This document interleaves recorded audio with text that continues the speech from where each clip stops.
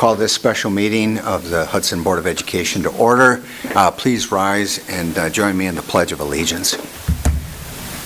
Pledge allegiance to the flag of the United States of America and to the republic for which it stands, one nation, under God, indivisible, with liberty and justice for all.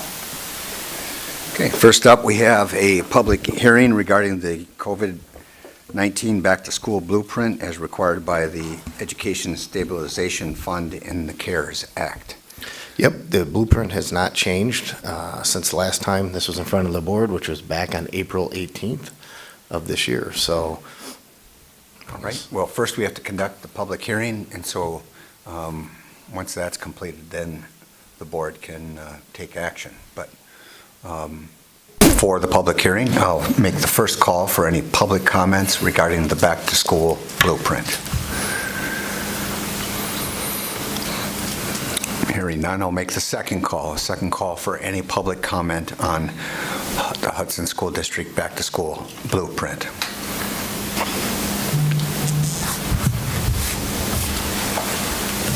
And third and final call for any public comment regarding the COVID-19 back-to-school blueprint.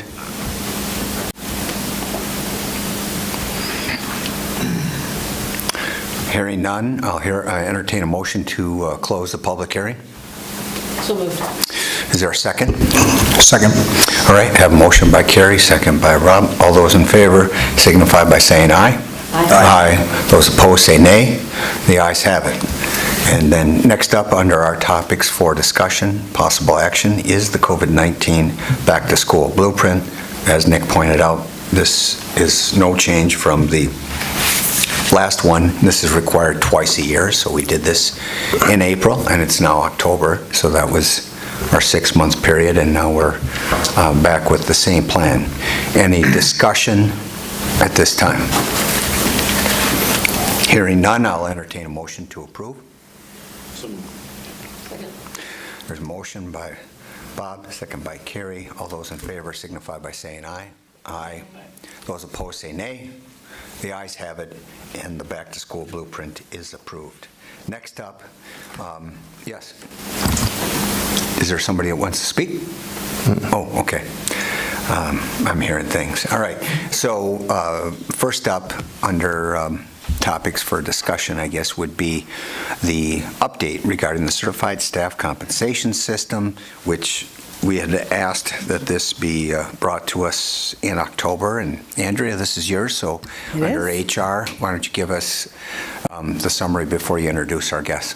Sure, and we're each going to be taking a slide, and as you said, you asked back in August that we come with an update on our progress to date, and we've been working hard. We've had a few meetings in between and really have had phenomenal progress over the last couple meetings where we're heading in a specific direction, which we're going to talk about tonight, and I'm hoping that the board will be supportive of the direction we're going so that we can really start putting numbers to the concepts as we move forward. So really the idea is the development of pathways that honor our guiding principles. And then Emily Sorensen will be up next with the explanation of the visual. So something that was mentioned at the last meeting is that possibly a need to make an adjustment to this visual because we were missing the word excellence. And as we were reflecting on that, I think we realized that we assumed that all this work that a teacher would be doing and following these pathways to professional growth and leadership would automatically lead to that, but we should never assume. And so Andrea has so graciously added to our visual here, and as you can see that the analogy with the fruit would be the fruit of the labor of those that are in it, in the system, which then would result in the student achievement and growth, which is represented there by the basket. And that is where we would see excellence as a result of all of this work done by teachers following a pathway through our new compensation system. Next up is Rachel Mueller. Hello. We are very excited about the salary structure that we have been compiling, and this is developed through 3 concepts. And so there's the salary progression pathway, the professional growth pathway, and performance bonus. And I will be talking about the salary progression pathway. This is similar to the traditional STEPS concept that had been used in the past and used by many districts currently. Every successful year, the staff would then move and progress 1 step. We would be sure to have a BA base as well as an MA base. We realize that some of the steps do need to phase out. Beyond the 15 years, we're exploring some additional ways and flexible ways that we could help those teachers that will max out on the structure. By using this, we believe that it does follow our key guiding principles. Then Jim DeLune. Good evening. I'm here to talk about the professional growth pathways, very similar to the old lanes that we used to have. This committee did a really nice job of putting out a survey and getting a lot of information back from our staff about what they thought would be appropriate for professional growth steps. Likely we'll have credits as an option, but also, taking a look at other alternative pathways that demonstrate professional growth and would equal those lane changes per se. I think the quote that we have up here is we define it, the committee will define it, and then the staff can really take a look at that and then plot their own course. And so it gives some ownership to the staff. And when you take a look at the guiding principles, it's really about that retention piece. We're seeing a group of educators who currently right now are looking for that ability to kind of control that pathway. And Dolph. Yes. And I just wanted to say, as a team, one of the things that we talked about is the teacher salary structure team is that we're more committed than ever with the work that we've been doing, going in this direction. I can say also 7 out of 7 of our building principals are 100% behind the direction that we're going. So thank you for allowing us to do this. The performance bonus also connects to that excellent piece. Now, as a board, you may be deciding if this is something that'd be enough of an incentive and if it would be something that we could afford to do. But unlike our current structure, this is really a collective goal that we'd be working towards to hit. So it would be an annual type of stipend, something probably under $500. You would kind of decide the amount, and then we could determine if it's linked to our district school goals, school goals. If it's, we're going to break it down 4K to 5th grade, 6-12, or more of a 4K5, 6-8, 9-12. You could choose to use the school report card as a way to measure that too. And again, all staff in good standing with good evaluations would receive that bonus. And again, it hits on that piece of recruitment and retention, and also being sustainable, because we'd work it into the system and kind of be able to figure out monetarily what would work. Okay. Then we have Mike Ballard.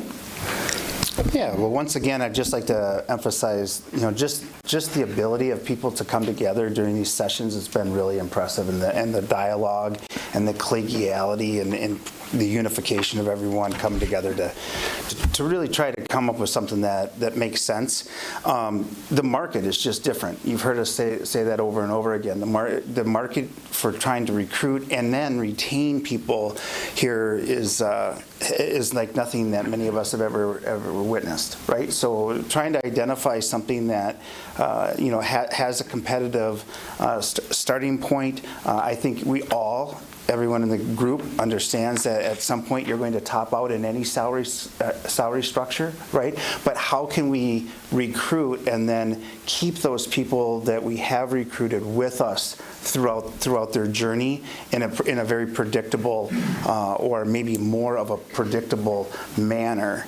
We oftentimes refer to those folks as our middle earners, right? So how can we create something with structure that we can show them the pathway here at Hudson so that we are able to feel good about retaining them? Okay, well, I've been trying really hard to not be too excited, But I'm very excited, and I wanted to make sure the board heard that, as well as the people that are willing to come and present with me tonight, is that we've worked really hard on this, and it has been a passion, I think, in the room. The conversations are fantastic, and even something as our last meeting, I think our last meeting was a good example where I came in with some kind of quirky names for different concepts, and they're like, yeah, no. We got to come up with something that people are going to understand, and that people understand the whys behind it. And so we came up with that, the three critical concepts, the salary progression pathway, the idea of pathways, the idea of demonstrating to our staff our commitment to their longevity as well as their professional growth. These ideas do that, and that's exciting because we do know that the market is wholly different than it was even 2 years ago. Being able to keep our teachers that we've trained through our professional development, through our experiences, through the work with colleagues, through the work with our leaders in this district, we want to keep them. And TSS 1.0 and 2.0 were a failure in that regard. And we have to do better, and I'm really excited, and I think this committee is excited as well at the idea that this is better. If you guys are supportive of the direction, especially those three concepts, we would like to start putting specifics to it, right? Like we want to start looking at the numbers of how do we actually accomplish this transition and what does that look like. So then it gets to the next steps where you can see the theme is communication. We communicate with staff. Again, we have building forums coming up here the next few weeks. So we would be using a document like this to have some of that communication sent out to the staff. We'll continue to gather input from staff. We want to be very transparent about the fact that there will be a top end. I know that under TSS 2.0, there was a lot of dissatisfaction with the salary caps as associated with the performance element of TSS. They still had base building increases, but they weren't eligible for the performance piece. We will have top ends to structures, just like any structure out there does. How we develop that top end with an analysis of the comparables and with an analysis of our existing staff matters. And I think communicating that, yes, we value all of our teachers a great deal. And as you get to the top of that structure, if we're able to offer increased flexibilities as it relates to personal time, what we've heard from staff to date is that matters. Having additional personal days is a benefit that they could get in lieu of some increases. But we want to be very transparent about that. So we're working on having a potential survey going out, specifically addressing that. We have a TAC meeting on November 9th. Then we want to finalize these concepts and really develop structures with, I think we're still on the path towards presentation to all of you in January. But we are eagerly awaiting any questions you may have. Mr. President? Yes, Rob. Dolph talked about performance bonuses. And what really stood out to me was the collective effort. And one of the challenges from TSS2 and before were that teachers felt very individualized. I had to compete against my peers. And so it's nice to hear that's changing. Maybe it's too early, but do you have thoughts on what types of successful group efforts would lead to, I guess, the goal? Do you have an idea of what kind of collaboration you're looking for as a group, or is it too early? And we did talk a little bit about, because every building has goals. Every level has goals already. We have our district goals. And so that's why we kind of have some questions, because as you know, you approve your district goals on an annual basis. Do we loop it to that and make it more of a K-12 or 4K-12 experience? Or Dolph can certainly speak to it. At every level, we have our personal professional learning communities, which really drive our work. And it's the highest impact strategy we can use. So it really merges with what we know will get excellent results for our kids, is that type of collaboration. Cool. Thank you. I had a question. I know that things are still developing, but you're moving in a direction. Could you provide some clarity with regard to eligibility on the steps and lanes? Dolph was very clear that for somebody to be eligible for the performance-based bonus, they'd have to be a staff in good standing.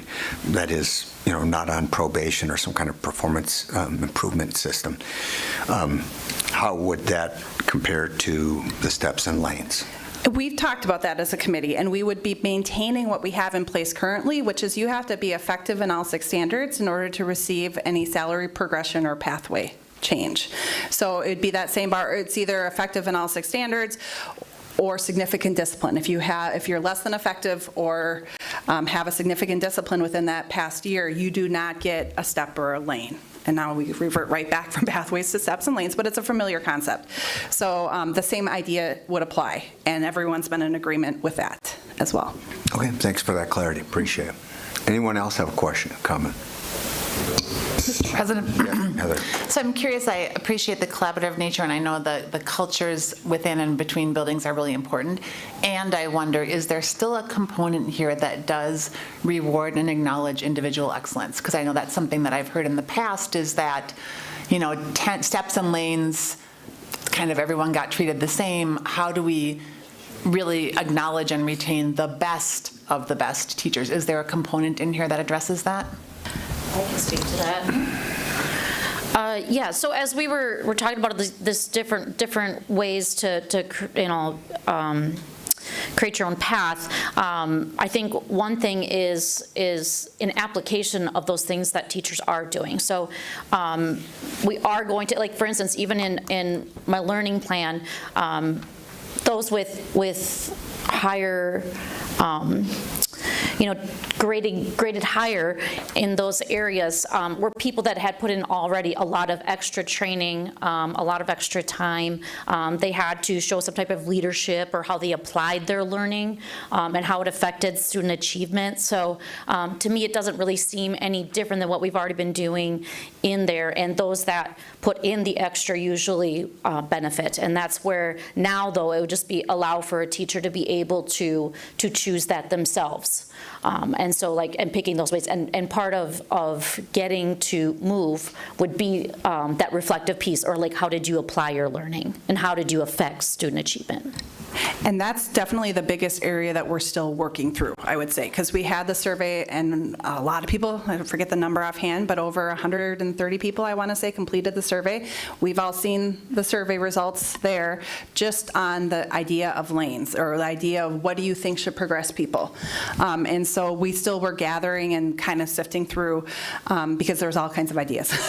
And we're trying to vet some of that, and I think leaning on Dave's expertise too when it comes to professional development and things that we're offering, and not wanting to be inconsistent with those offerings, but really how do we help encourage the growth that we know ultimately benefits kids. Taking on new classes that are related to the curriculum benefits kids because they're learning new skills. I think it was Jen Johnson had a really good example. Some of the classes she took leading into 20 years ago, she still uses because it's important skills that she learned. And yes, it evolves over time, but you apply it in your classroom, and then if other people see it, then you also share it in a way that I think TSS, again, that was our biggest miss, was the lack of a focus on professional development and collaboration in TSS. So we're really trying to make sure we're addressing that head on with this initiative. Carrie, did you have a comment? Yes. With the survey that's going out to staff, I'm guessing these will be all pretty open-ended questions? Yes, that's how we've done it to date. I think last survey, we actually developed it together at the meeting. And it was just, what was the question? What are your ideas? And it was, some wrote really long and some wrote really short, but they were open-ended. And I think we want to do the same here, where I would send out a draft survey to the team of about 30 people, and then they would offer feedback, then we'd send it out. We want to time it around the building forums, so they'll also have all the same information. And then we'll be able to get that back, because we, again, want to be very clear, and we've been using their ideas as they're coming in, too. Thank you. And then along the lines of communication, because when we saw the comments, was that in August when we got the last report? And prior to that, a lot of the staff comments about their feelings about the prior versions of our compensation system.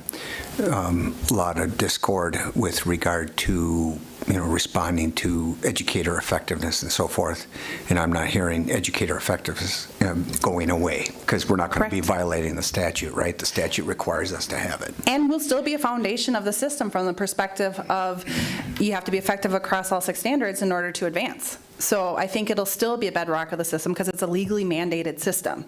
Will that be an important communication piece? It sure will. And will we have to keep hitting people with that? Yes, because I think there is, because of the rollouts, just a tie to the two that was never intended, but just kind of was a result of the timing. And how the performance piece was the primary driver of the way in which you increase your salary. So by still needing it to be a gatekeeper for growth, it's not the only way in which you achieve growth. It's really, as we said from the beginning with TSS 1.0 and 2.0, effective across the board needed to be a good place to be. It has proven not to be over this last 7 years. They have not kept up with comparables. This, we believe, going back to a more comparable system that is more akin to the Minnesota schools as well as the surrounding schools and all the other districts that we look at for comparables, I think will position us to keep our staff in a way that TSS 1.0 and 2.0 did not. Okay, and then when you say, I know you're going to, the next steps include developing numbers within the structure without getting into specifics or details, but is the general consensus as far as, I guess, prioritizing those, steps, lanes, and then performance bonus, is that the descending order of how this will go? Is like the biggest advancement in salary will come by just being around for another year, or is there going to be a change in maybe the priorities? It just happens to be the order they were presented today. Happened to be. I don't think we've even had that level of conversation about, I think bonus would be the last of the priorities, right? That's more the extra bit that's great to recognize staff if we're able to accomplish that. But I think the steps and lanes or the different pathways, we haven't yet talked about how that would lay out and what we would prioritize. It's a really good question. But then if you look at one of the samples, we actually do have a phasing out of those steps, right? So after like 5 years in, if you don't make professional growth, you don't keep getting steps. So it's really a way to push people towards the growth side of it. And we actually got that idea from a few districts in the area, which we kind of latched onto because we're like, yeah, that's pretty good. Let's make sure that we think 5 years, you get off probation, give another couple years, but then beyond that, we want to focus on the pathway, the growth pathway, and not the progression pathway. All right. Bob, you have a question? Yeah, and just curious, the not to exceed $500 bonus, where did that come from? Is that the limit of what other districts are doing, or? It was it was just kind of a placeholder for more than anything to say, okay, like we know we don't want it to mean too much or too little, but there's the budgetary constraints. We don't have numbers tied to anything else right now, so our priority is not going to be on that. We want it to be an element if the board wants it to be an element, because our team also, our whole district does amazing things with results, and we want to celebrate that. And I thought it was, in my head, it's more of a opportunity for pause and reflection on what we're doing collectively that's really good, too. Very good, thank you. Any other questions, comments from board members? Otherwise, thank you, committee members, for your report, and look forward to seeing you, I guess, in January. Are we comfortable then? Are we good to proceed on the basis of what we're working on? Because then we will come to you guys next with some plans. Is that? Okay. All right. Thank you. All right, next up, looks like our speakers are here. So we got financial considerations of facility and operational levies with Baird.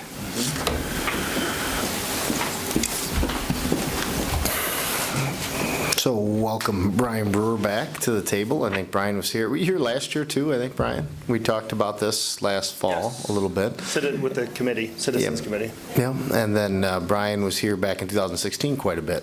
So he has kind of a presentation. So a couple things that are going to happen tonight in the work session is we have Brian that's going to talk the kind of more on the financial side of things, what impact things are as far as impact to mill rates and tax collections and borrowing options and things like that, should the board choose to go that direction. And then Matt is here from Bray to talk about the actual different options and the budgets that have been put to the different options and where we're at and the direction we go from there. And so it's designed to be kind of a dialogue. So, although Brian's going to be presenting at any point, if you have questions, just go ahead and interrupt and we'll work through them. Thank you, Nick. Good to see everyone.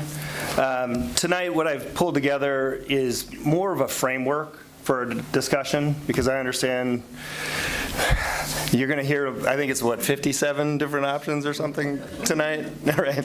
So there's a lot of moving parts, right? There's various solutions to the facility, and that intertwines with the operational budget, which is what we'll talk about second. But for the framework of the scope of work for a capital referendum, I wanted to give a framework of where you are currently, post the 2016 referendum, what that means, some of the assumptions that go into the plan, such that when you continue your work to narrow down the scope, you'll understand the moving parts as we refine the estimates for what it would look like during a repayment. So that was my goal with this initial summary. So some of the key concepts that we'll talk about is debt capacity. So what is the legal limit for a school district to borrow, right? Some of the numbers you're talking about sound large in our personal budgets, right? But relative to the size of the school district, it really isn't. The size that you're talking is not very large from a capacity standpoint.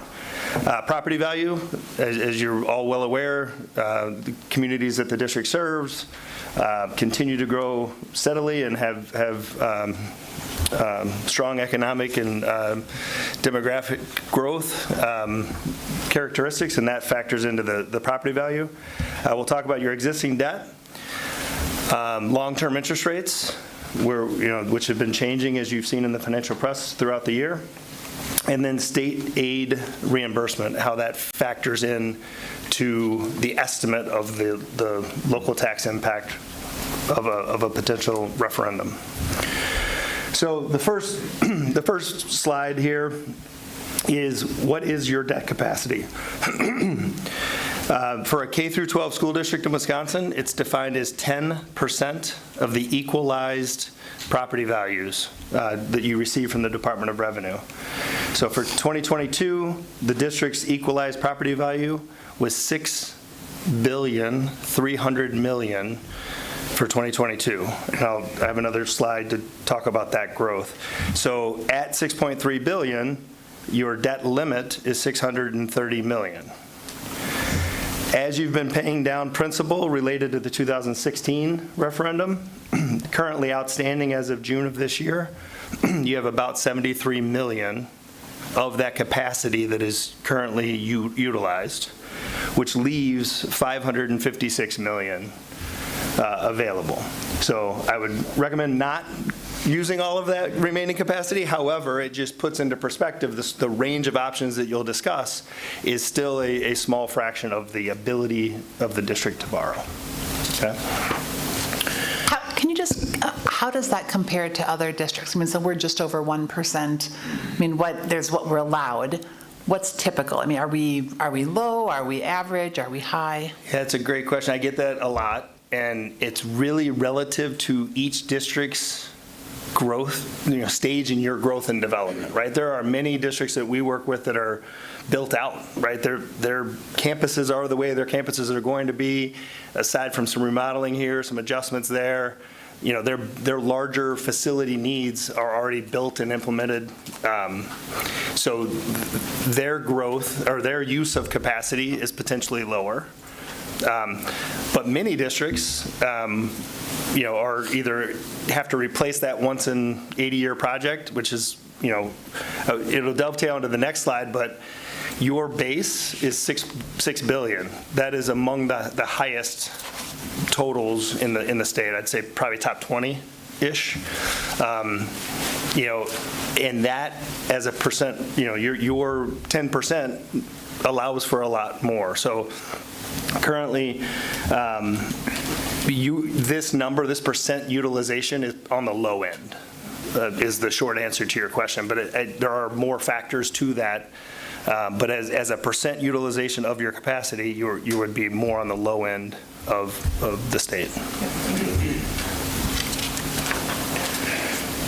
So this next slide is an interesting one, given the board members that were here during the previous community discussions and discussions over growth and projected growth. As you recall, we stayed very conservative in the estimate of future property value growth, even though you had seen years of 4% and 7% and 6% growth prior to the 2016 referendum. At that time, the total value of the properties within the district were just over $3.8 billion. You are now $6.3 billion. So during that time period, you've grown 66% and added $2.5 billion to the property, equalized property value, fair market value of the properties that are within the school district boundaries. So that's significant. I mean, that $2.5 billion alone would put you in the top 50 probably statewide. So it's a significant growth during that time period, which has positioned you to continue to come in under your mill rate estimates that we conservatively projected back during that 2016 referendum. And so, Brian, going back to that, so you said we averaged basically 7.8% growth over the last 6 years, roughly, according to the chart. When we were doing the projections for the community, can you remind me, didn't we do 3% for 2 years? Yeah, 3% for 3, then we lowered it to 2, and then we said 1% thereafter, something in that ballpark. But it was not, I purposefully did not want us to go into that 6 and 7. There were others that disagreed with me at that time, and they were right. However, the reason I want us to be conservative with this part is we don't control it, right? This is going to ebb and flow. This year, it was a 17% growth year over year. I personally do not think that that's a repeatable number. And it's coming off of a year, because statewide, it was 14%. So the fair market value of all properties in all of Wisconsin grew on average 14%. Last year it was 7%, and that 7 was a high. So I want us to be defensible and conservative with the estimates because other variables continue to change, and this is one that you don't control, right? So interest rates we're conservative on purpose because rates can change like they have this year. But to your point, we were very conservative, and thus the mill rate it never hit the estimate that we projected, and it's been well below it ever since. And that's been a combination not just of property value growth, but of actual new construction also in the district. And I think just this last year we had about $150 million, somewhere around there, of new construction added value. Because just increasing the value of the property might drop the mill rate, but then the amount of money we collect from that property is going to be roughly the same. But it's needing that new construction bringing on, that helps bring down everybody's share as that goes on there. Correct. Okay. Any other questions on that? So what this is similar to that pie chart on the first slide. However, what I'm doing here is I'm taking your remaining principal balance of the 2016 referendum debt and overlaying it with your growth in your property values. So when we first finalized the 2016, there was $314 million of capacity remaining at that time. Fast forward to projected 2023, there's currently, because you've been paying down principal all along, but your values have also been growing, so your capacity has grown. Currently, that available capacity is $556 million. And then little by little, as you continue paying down the principal, which is what the darker shaded portion of the bar chart is, the capacity available continues to increase. So that's what this visual is showing you. So So if you flip to the next page, so this is the amortization, so the principal and interest payments related to that 2016 authorization. Relatively level payments with a planned step down in 2028. The 2023 year is the discussion that you've had in the past month about setting the debt levy to be able to pay down debt even more rapidly than originally planned, which will help to avoid interest costs and position the district for what is next. So that spike shows the $5 million that we talked about at the annual meeting, adding that on to the debt service collection. Still dropping our mill rate $1.10, which we'll talk about later in the meeting, but it shows trying to at least generate some revenue now while things are dropping so that we can prepay things down the road, as Brian said. So that's why there's a significant difference between 2023 versus any of the other years. Correct, and I'll attempt to quantify some of that interest cost avoidance that additional prepayment, having that as available in the Fund 39 fund balance would afford you in the future. So this chart is a 30-year snapshot of the trend in municipal interest rates, municipal bond interest rates. This is a 20-year rate. And for those of you that have been on the board for a number of years, you've seen this, and we've worked our way down this from the 2007 and 8. We continue to set new lows at each of those points, and at those points, the board took advantage of refinancing what was already outstanding at higher interest rates and reduced the interest cost to be paid down the debt quicker, and positioned the district for what was next. And the most recent what is next was the 2016 referendum. So that continued into the last 2 years, where we set abnormally low interest rates coming out of with the Federal Reserve's actions trying to stabilize the economy during the pandemic time period. And then the far right, you see the relatively sharp and steep readjustment back to more normal interest rate levels, which we've been hearing about and talking about throughout the year. The thing I want to point out, though, is that even with that sharp increase in rates, if you look back across the 30 years, we're still in a range where it was right after or right around the Great Recession. So even these borrowing levels are not historically very high. They're just high relative to what rates we've seen specifically in the last 2 years, but then maybe the last 12, 13 years post-recession. So the takeaway here is our planning rates are higher because we're taking into account this readjustment to more normal levels. You have taken advantage of those low points as a board to refinance previous authorizations, to reduce interest and pay off debt quicker, which has put you in a position, as we discussed on the previous pages, where you have some drops in your payments coming up, and you have significant capacity to address whatever the next facility solution is. So if we flip to the next page.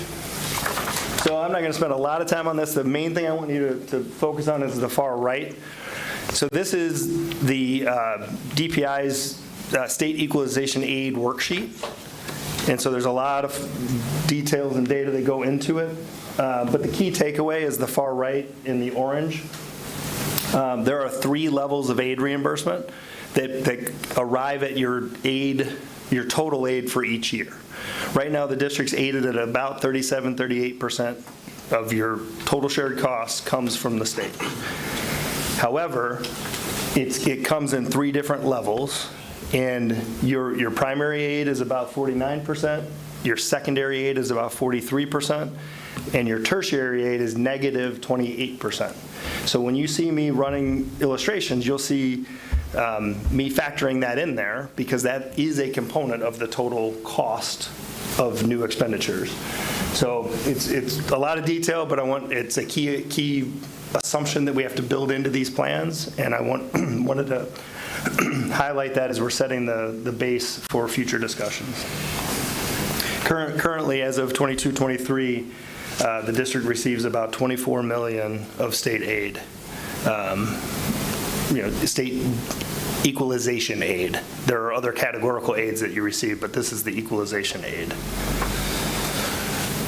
So this page is summarizing the range that I had available to me last week. It may be different, but this was the low and a high is what I wanted to do here, just to give you a framework of some of the base assumptions that Nick, Bonnie, and I spoke about. So on the low end, it was a project solution of about $36 million. On the high end, it was about 115. I think it was 114-ish, but I rounded to 115. So the plan is that you've been able to set aside and build some reserves for future capital. And we're using a line item of about 15 million of those reserves to offset the amount you would need to borrow and ask for as part of a capital referendum. So we're applying 15 million to buy down that project amount, such that 36 million is only financing 21 million, and 115 million is only financing 100 million. Okay? The next line, it says reallocation of the 22-23 Fund 39 levy. So as Nick mentioned, you levied that additional amount to pay down debt in 22-23.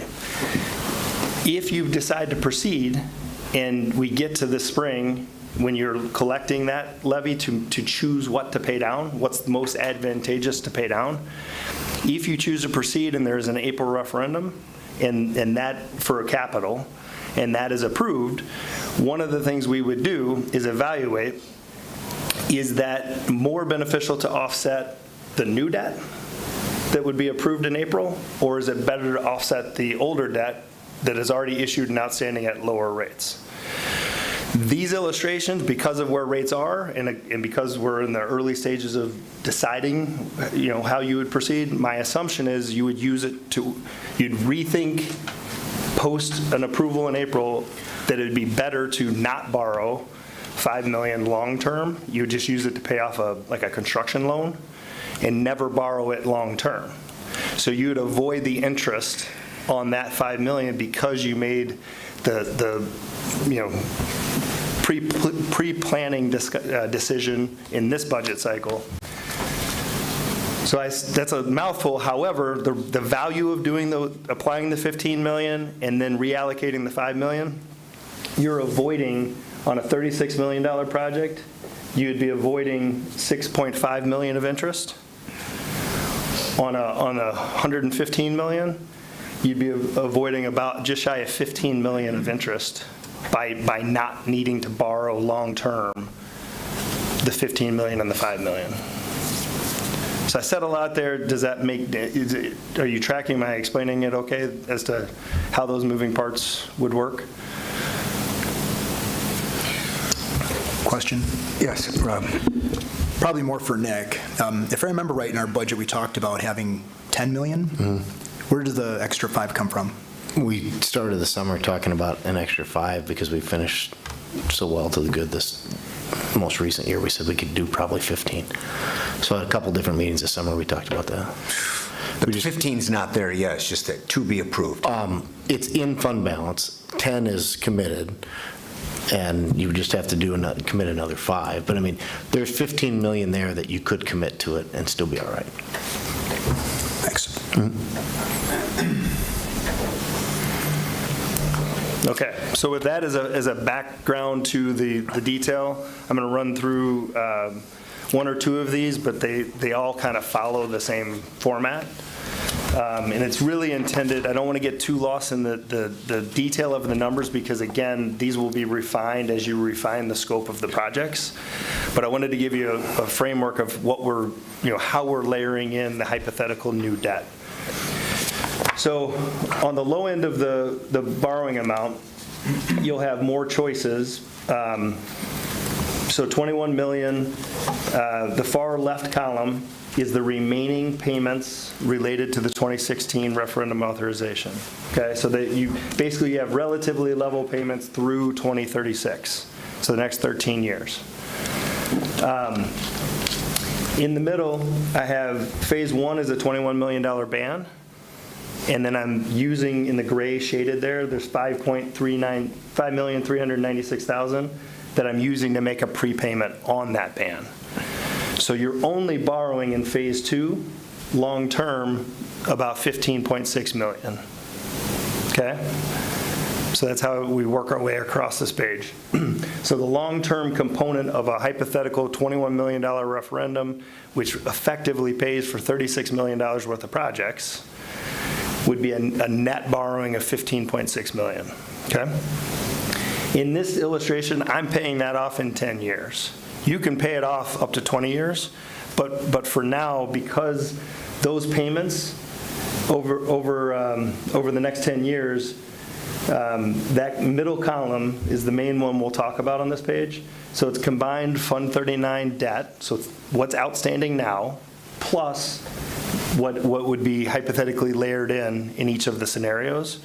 So your Fund 39 payment this year was $12.5 million. And all of the future payments are $8 million to maybe $9 million in the blue shading, and then it drops down to $6 million and then zero thereafter. So you can fit that within what you've already levied with no new increase over the current budget, the current 22-23 budget, and pay it off quickly. So what you're saying, based on the extra money we're putting in debt service, the mill rate for this year for debt service would be 204. According to this illustration, right? Yep. But even if we borrowed 21 million, the new mill rate would actually drop to 128. Correct. And then it goes up a little bit and then starts to work its way back down. So actually, even if we went to referendum, we would have a mill rate drop because it wouldn't take the full $5 million to pay it off every year. Correct.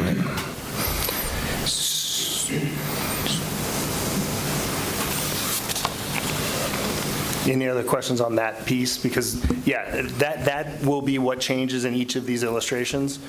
The reason I have the yellow highlight on the first year of aid and that $1.50 is that I'm taking this issue in isolation, so the aid on these expenditures, but at the same time, you'll have the rest of the operating budget, and so there'll be aid on that as well. So I'm potentially double counting aid loss here. So I put it here because it makes this in isolation accurate. However, I also know that the operational budget will continue to function each year as we layer this in. So that's why it's highlighted, because it's, Worst case scenario. It's a worst case scenario, right, exactly. It'd be like counting the negative tertiary aid twice. Twice, correct. And this is one of the challenges that we have when we haven't picked an option that we're going to finance. There are so many moving variables, whether it be construction, whether it be finance, whatever it is, that it makes it very difficult to kind of put these things in here. And even as Brian said, at $21 million, you could choose to pay it off over 7 years, 10 years, 20 years, 13 years, whatever it is, and that's going to potentially impact the mill rate. And actually, at the $5 million increase, you could probably pay it off over 5 years. Correct. If that's what the board chose to do. And then you wouldn't see the drop in the first couple of years, but then you see a pretty dramatic drop after that. But I think those are the components that once the board chooses which direction they want to go, if they want to go to referendum, then we can say, okay, here are some different options for that dollar amount. But right now, we have multiple dollar amounts, multiple years in which they could be paid off.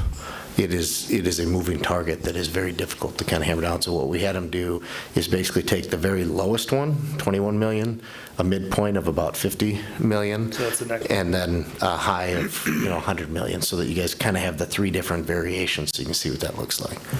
Ask a question. Yeah. So the projected 2027 refunding that you have noted here,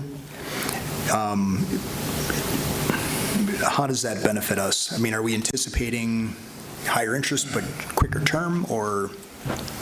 No, yeah, so it's a great question. You may recall that final portion of the 2016 authorization, we sold a 10-year note with a larger payment in the 2027 year.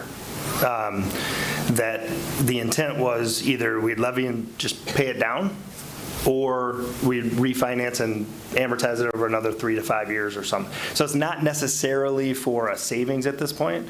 It's more for, amortizing within the total, kind of smoothing it out. As you'll see on some of these illustrations, as the payments get above, this 8.9, we may not even need to do that because the new payments we can just structure around that higher payment in 2027.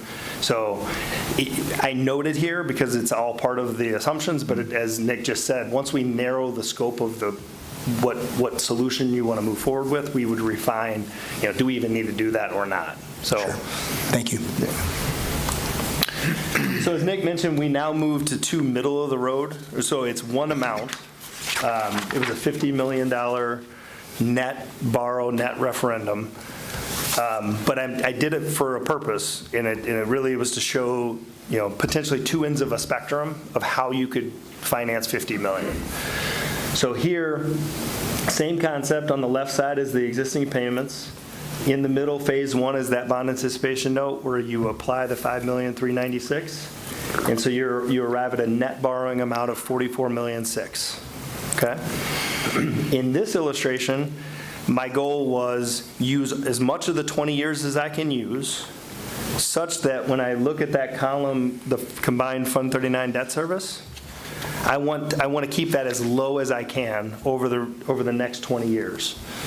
And so, it's really the blue highlighted. You're basically paying off the $44,600,000 of principal after you're paying off the remaining 2016 authorization. So even borrowing $50 million, you're dropping you potentially can drop the mill rate from the $2.04 down to $1.60, $1.50, and then on down to $1.20 thereafter. So this is an effort to create as much room within the mill rate and use the full time period to pay back the debt. Okay? So in this option, this would be a project cost of about $65 million. This would be borrowing $50 million and applying $15 million in fund balance, just to give you, I guess, kind of an idea of where we're at. So just like the first one was to borrow $21 million, but apply $15 million in fund balance, so it'd be a project cost of $36 million. So. Correct.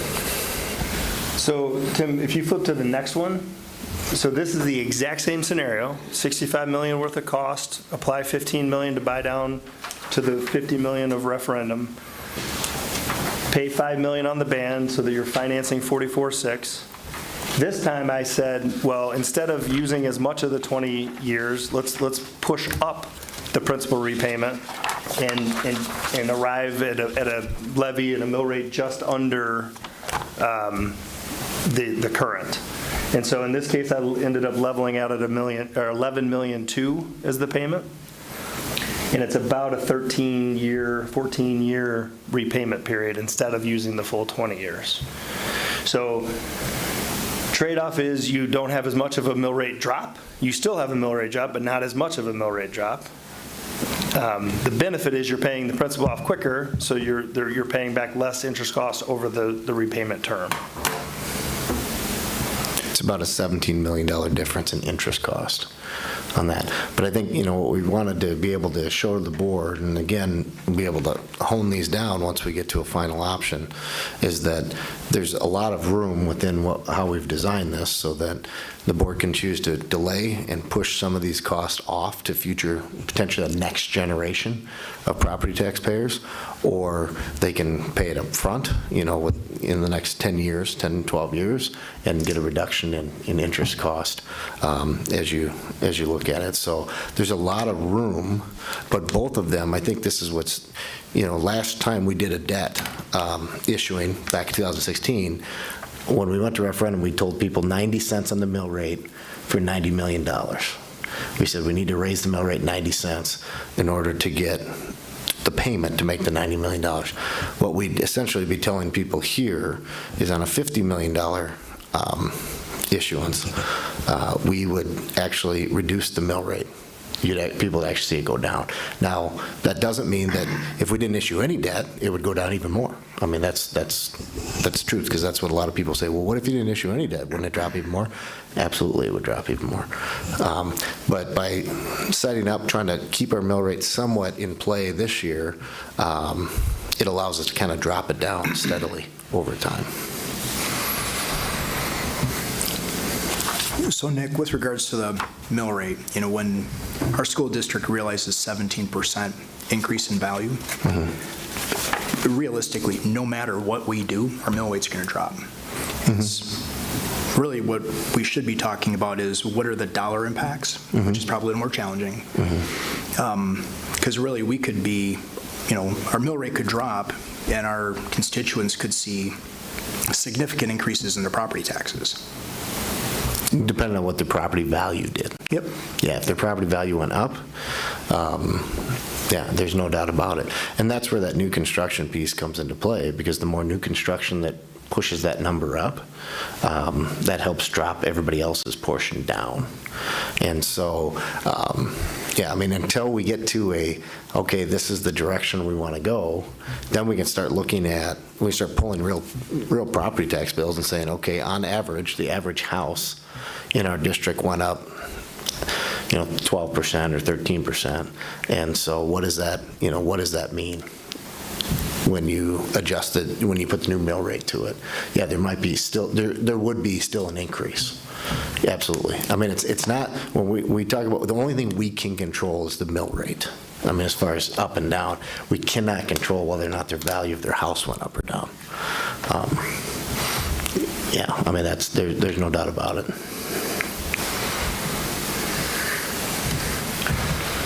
So the next illustration that we put together was using, so the number in the upper left is the financing amount. So this is $100 million worth of project scope minus the $15 million of funds on hand, gets you to an $85 million financing. All of the assumptions along the way are the same as what we've talked about. This one uses the 20 years. And if you notice in the middle column there, it effectively fills us up to about that $12.5 million level that's baked into this year's budget.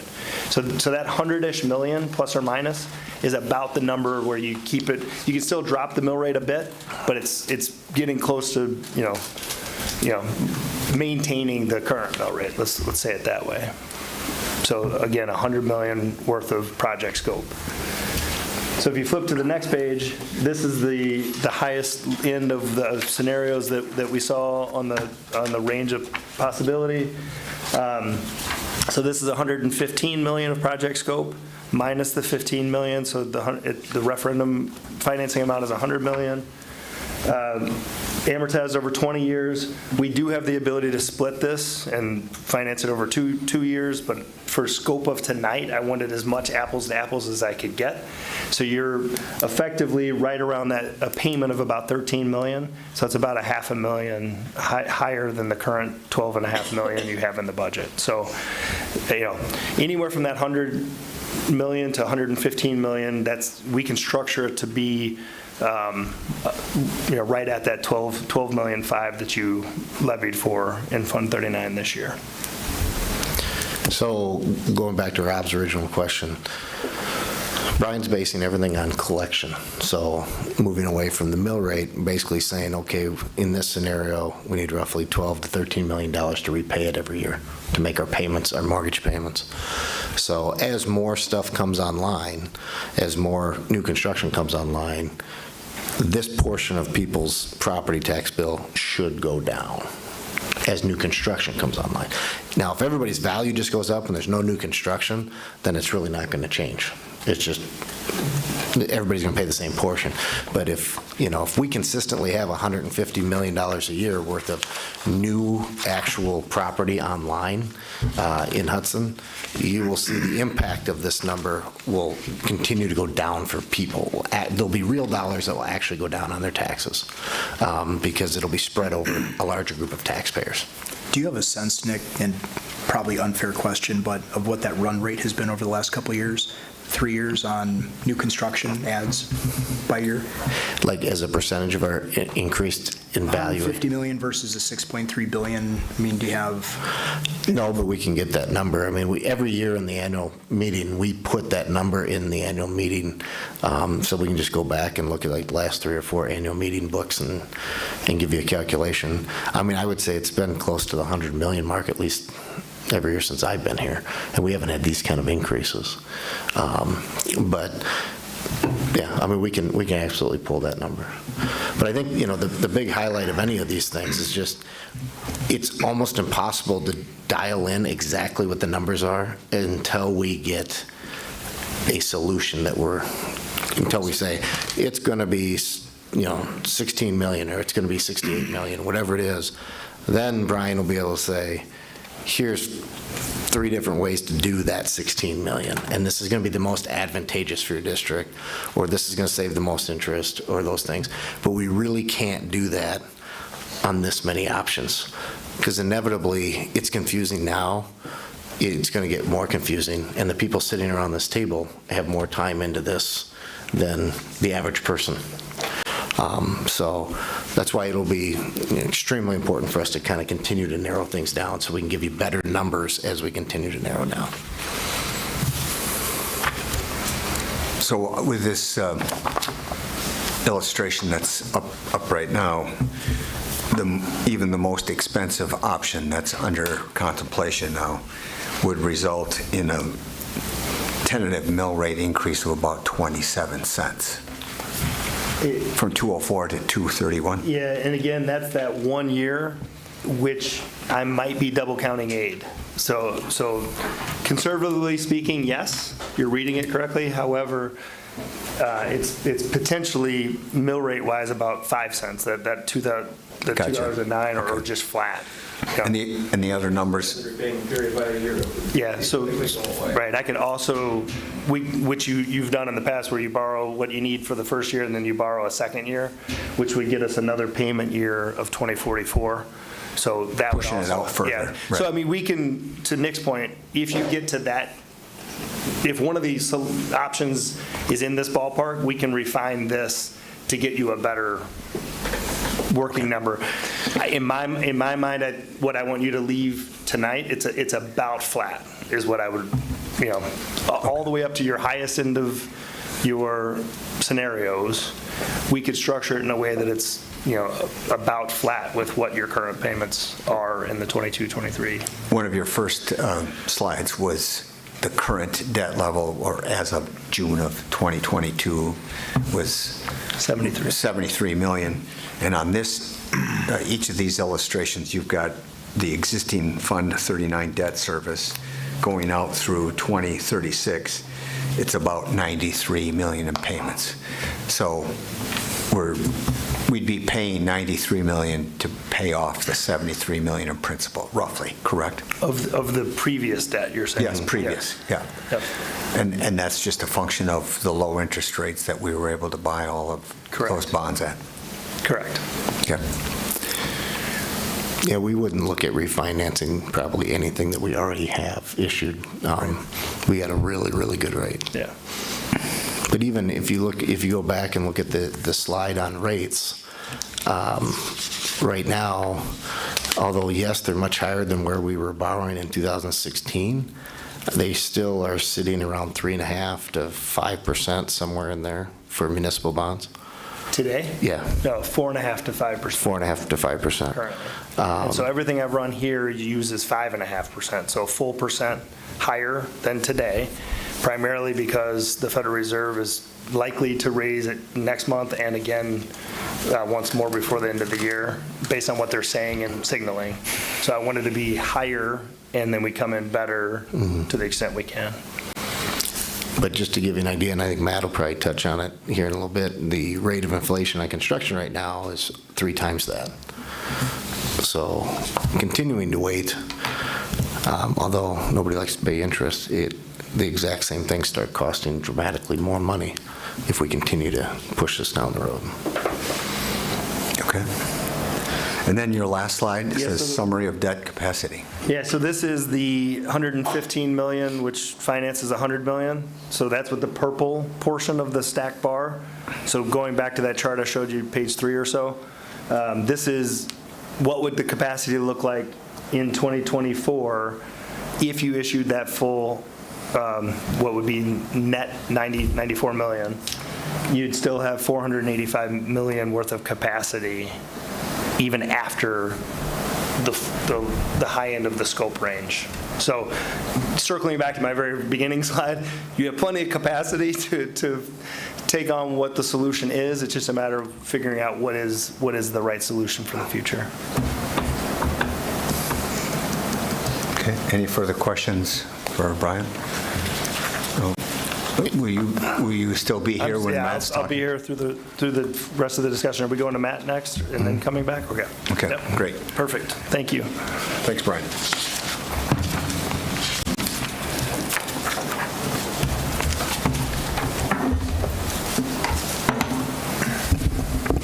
Good evening. Good evening. So I believe all of you have in board packet or in front of you, hopefully the large 11 by 17 printouts. That probably is the main area of focus and likely what will be shared with the community on November 1st. So that is a reminder that we're working towards next week, Tuesday, when we will be inviting the community in for a conversation on these. As a little bit of background, we are maybe 12 options less than the high school, so thank you for that, even though we still have a lot of options in play to explore. The budget documents that were shared, there again, that was another lengthy document for you to review. None of the budgets right now assume any divestiture of any assets. So if we do decide to close an elementary school or two, any value you would recoup as a district by selling those properties is not assumed in here. And any divestiture of, for example, this building or additional property you own on UU or elsewhere, those would be dollars that you could decide what to do with. I will say the community will ask. So as we get started with this and get a little more refined, I think we will be having the board at least give us some direction on how to message that. Is it we're going to pay off debt? Is it we're going to put it in a deferred maintenance fund? We're going to do something else with it. So that's just some context here is these are not assuming any revenue from sale of any of your properties, even if we do close some. The other thing I would add is, as Nick noted, inflation is a huge part of any conversation today. We have built these budgets based on an assumption of about 15% inflation in calendar year 2022. We've heard anywhere from 12% to 18%. I don't know that anybody can really tell you. It does vary. So that is built into the base number. And then if you looked at the detail, we've added 5% for 2023, and then 2.5% for the first 6 months of 2024. That is something we will want the board to agree on. That's a complete risk tolerance conversation. How much do we want to inflate our costs to protect against inflationary risk versus how much do we want to build that inflationary risk in and maybe be asking for more than we need. That's not a decision I think that any one of us should make alone. It's just, like I said, a risk tolerance decision that we'll make and go with. So those are just some background for the projects. I will defer, Jamie, do you want to go option by option? Do you guys want to, if you've spent some time on it, if you have questions, I'm happy to do whatever is your preference. And a couple notes real quick. So originally, the original documents that I believe you guys got on Wednesday or Thursday, on some of the priority 1 and 2 items, the numbers were a little bit lower. And after we had Dustin go through with the insurance claims, because what Matt had done prior to the first set that I sent to you is taken out basically almost all roofing replacements because of the hailstorm. Well, then what we did is we had Dustin go through, compared the 10-year maintenance plan to the actual replaced roofs in the hailstorm, and put back in roofs that aren't getting replaced by insurance because they weren't damaged. And so it's actually shockingly, a lot of roofs that we wish would have been replaced aren't, and we lost some new roofs, and we lost some air handlers that were brand new. So of the 20-some million dollars worth of insurance claims, well under half, not even probably, maybe a quarter of that is actually offsetting things in the maintenance, in the 10-year maintenance plan. Yeah, so many of those roofs were in your 10-year or beyond projection likely for replacement versus in this first 10 years, so we would have seen more savings if that was the case. So that's a good clarification, Nick, thank you. Yep. So if you're saying, wow, some of these numbers look slightly different than what I reviewed on Wednesday or Thursday, that's the caveat on that. And I think, so the options are essentially, and I guess, Matt can talk to any one of these, but it's the same type of things that you saw before, except now there's dollars to each one of the projects put on the options. The other thing that you'll see on here is there's the middle school dollars. We've talked primarily about the elementaries because that has the biggest impact on changing people's lives as far as closing buildings and things like that. But the middle school has maintenance needs. And so every one of these options has almost $15 million worth of maintenance on the middle school that needs to be done. So just something to keep in mind as you go through these things. We've looked at other options, before where the middle school was broken out separate from elementaries. This is kind of all together. This is the cost associated with the different plans. Go ahead. Nick, one of the things I think we heard from some parents at listening sessions was wanting to know what the current status was, and I know that's not reflected here. Is there another document that it provides a same? So if parents are looking at this and wondering how much of a change is this from what we actually currently have, where would that information be available? Would that be the classroom size, that document that we've looked at this year that shows number of classrooms per building and enrollment per grade level? Option one is exactly what we have. 6 buildings. Right. It's got 6 buildings with the number of classrooms that are existing in those buildings. Okay, but I don't, unless I'm misreading it, I don't see the number that shows the current enrollment, the number of kids actually in these buildings right now. Is that correct, or am I missing it? You're talking about the actual students in each of these buildings? Correct. I think parents were wondering how much of a change is this, each of these, from what we currently have? Help me understand what we currently have, because this is kind of the, Looking for a baseline? If things were spread evenly with our current configuration, here's what it's looked like, and I think what we heard from some parents was, well, what does it look like right now? Like how many kids are in each of our buildings right now? So just the current 2022-23 enrollment broken down by building, by grade level. Yeah, I mean, we have that document. It's a document we've shared every 2 weeks for July through August. I think if it can't be incorporated here, then it would be nice to have it at least shared and available for reference, because I think from several parents, they were wondering that. Because parents know their kid's building. They don't know the rest of the buildings. Mm-hmm. Yeah, and I think what people are going to see, and I generally think, is that we're well overestimating, I think, our needed capacity based on today and projected enrollments. And that's intentionally conservative. That's one of those dials that we can control once we narrow the set of options down. If the board wants to be a little more conservative with how much capacity you build based on enrollment today and projections, we can dial a few of these projects back potentially. Mm-hmm. And so, yeah, I mean, we can just, as for the information that we give people on Tuesday next week, we can give the most recent class size, broken down by grade, broken down by building, so that everybody can see that.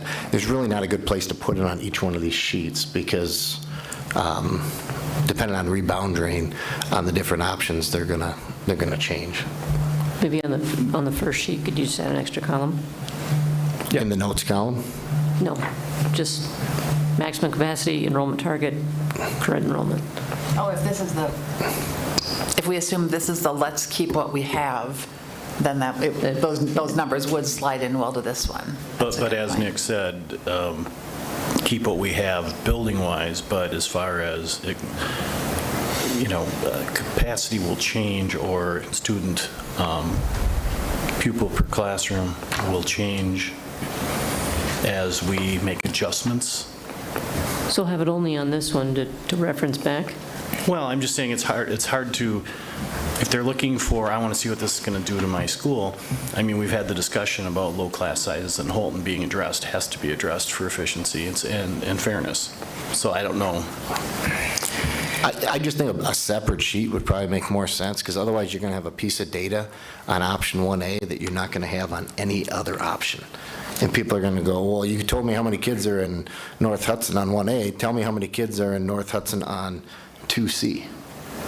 And we say, well, we can tell you what our target would be, but until you reboundary the district, we can't give you an exact number of what that, but we can absolutely have that document ready to go as far as, here's the 6 buildings currently, and this is how many kids are in each of the 6 buildings. Yeah, I think that's a good request, too. As a simple separate document at each table, I think that's very easy to do.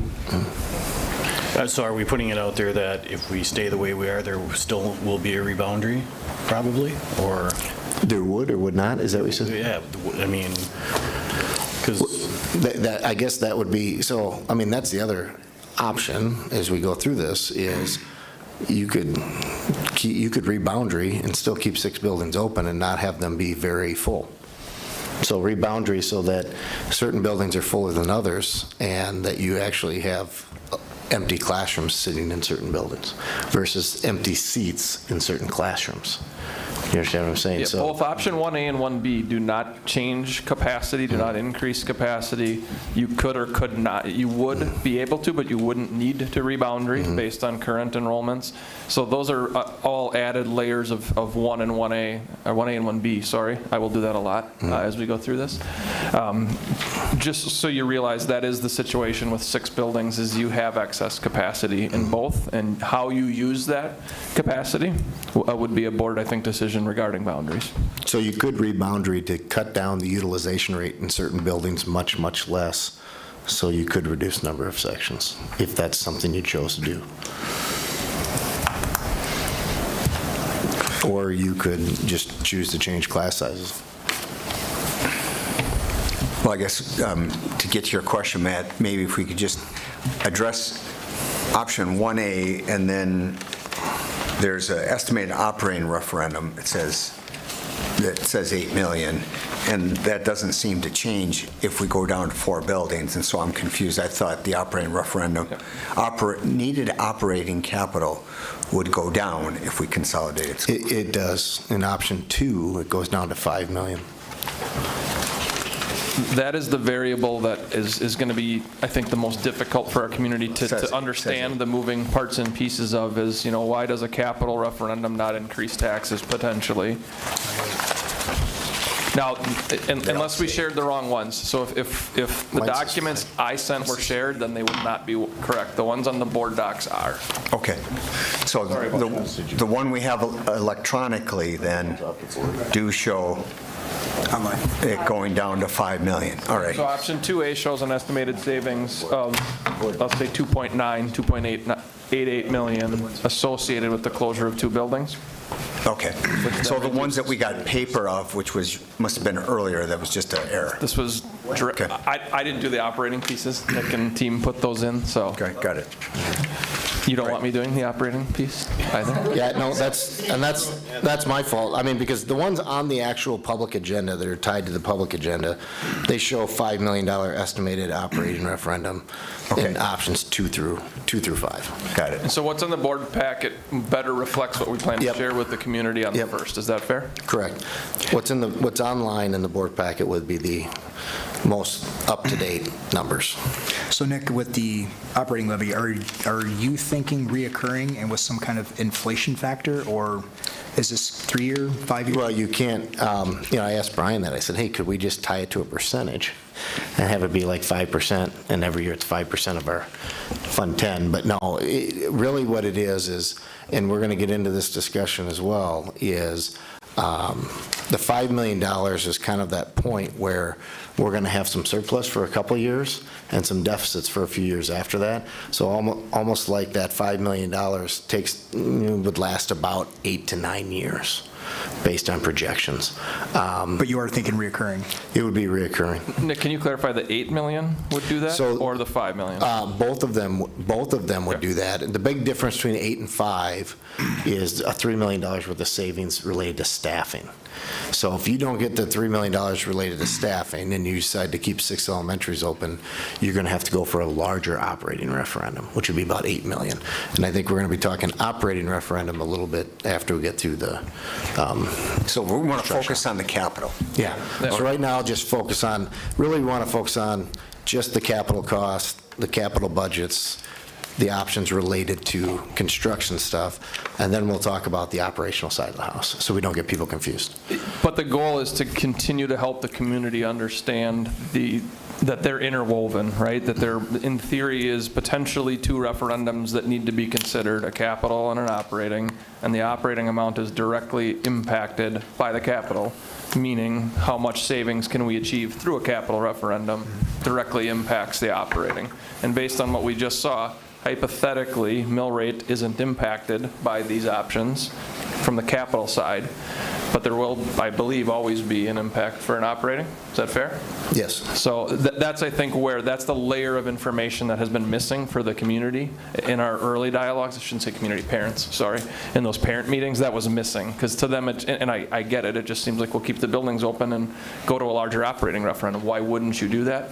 I think we're going to start to be able to share the specifics as to why that has a bigger impact on taxpayers potentially than some of our options 2 through 5. Okay, so rather than risk, going off the paper copies that we were given, going off what we have in the board doc that's in our electronic agenda and tied to the public agenda. So if you could just describe the difference between 1A, 1B. So 1A and 1B, 1A, and the other thing we did, and this was good feedback from the Holton parent group, was they wanted to kind of connect these to the community facility task force options, just because to them that was a good connection point, so that's added here as well when it makes sense. So what the difference between 1A and 1B is 1A is basically just doing all priority 1 and priority 2 capital maintenance items as identified in the Wold report. Doesn't add a square foot of space, doesn't change any of the building configurations. So that's kind of our base. I'd argue kind of our do-nothing option, which is to address our capital maintenance needs at 6 elementaries plus the middle school. 1B got into a little bit more of an educational improvement plan where they were creating collaboration spaces. They were losing some classrooms in that case, and so a few classrooms were being added back, so it was kind of a capacity replacement addition, not necessarily a capacity increase, which is why you see the capacity numbers or classroom quantities being basically the same from 1A to 1B. And these numbers that you have for 1B, which is the incorporating the upgrades for equitable educational experiences across the schools, that range of 99 to 110, roughly. Right, 99 to 109 is quite a bit higher than what Wold had, and that's where we get into this 15% inflation. Yeah, and I will say there isn't good specificity in the Wold numbers on what they assume for construction schedule, duration, inflation. I could be double counting, to be frank, the inflation on the Wold numbers. If I knew that they already had inflation built in or I had the detail, I could be a little more accurate there. So these are conservative, I think, I hope. But it still does fall under, the kind of target max threshold as well. Nick, you could just call Wold and ask them, right? Yeah, it's been.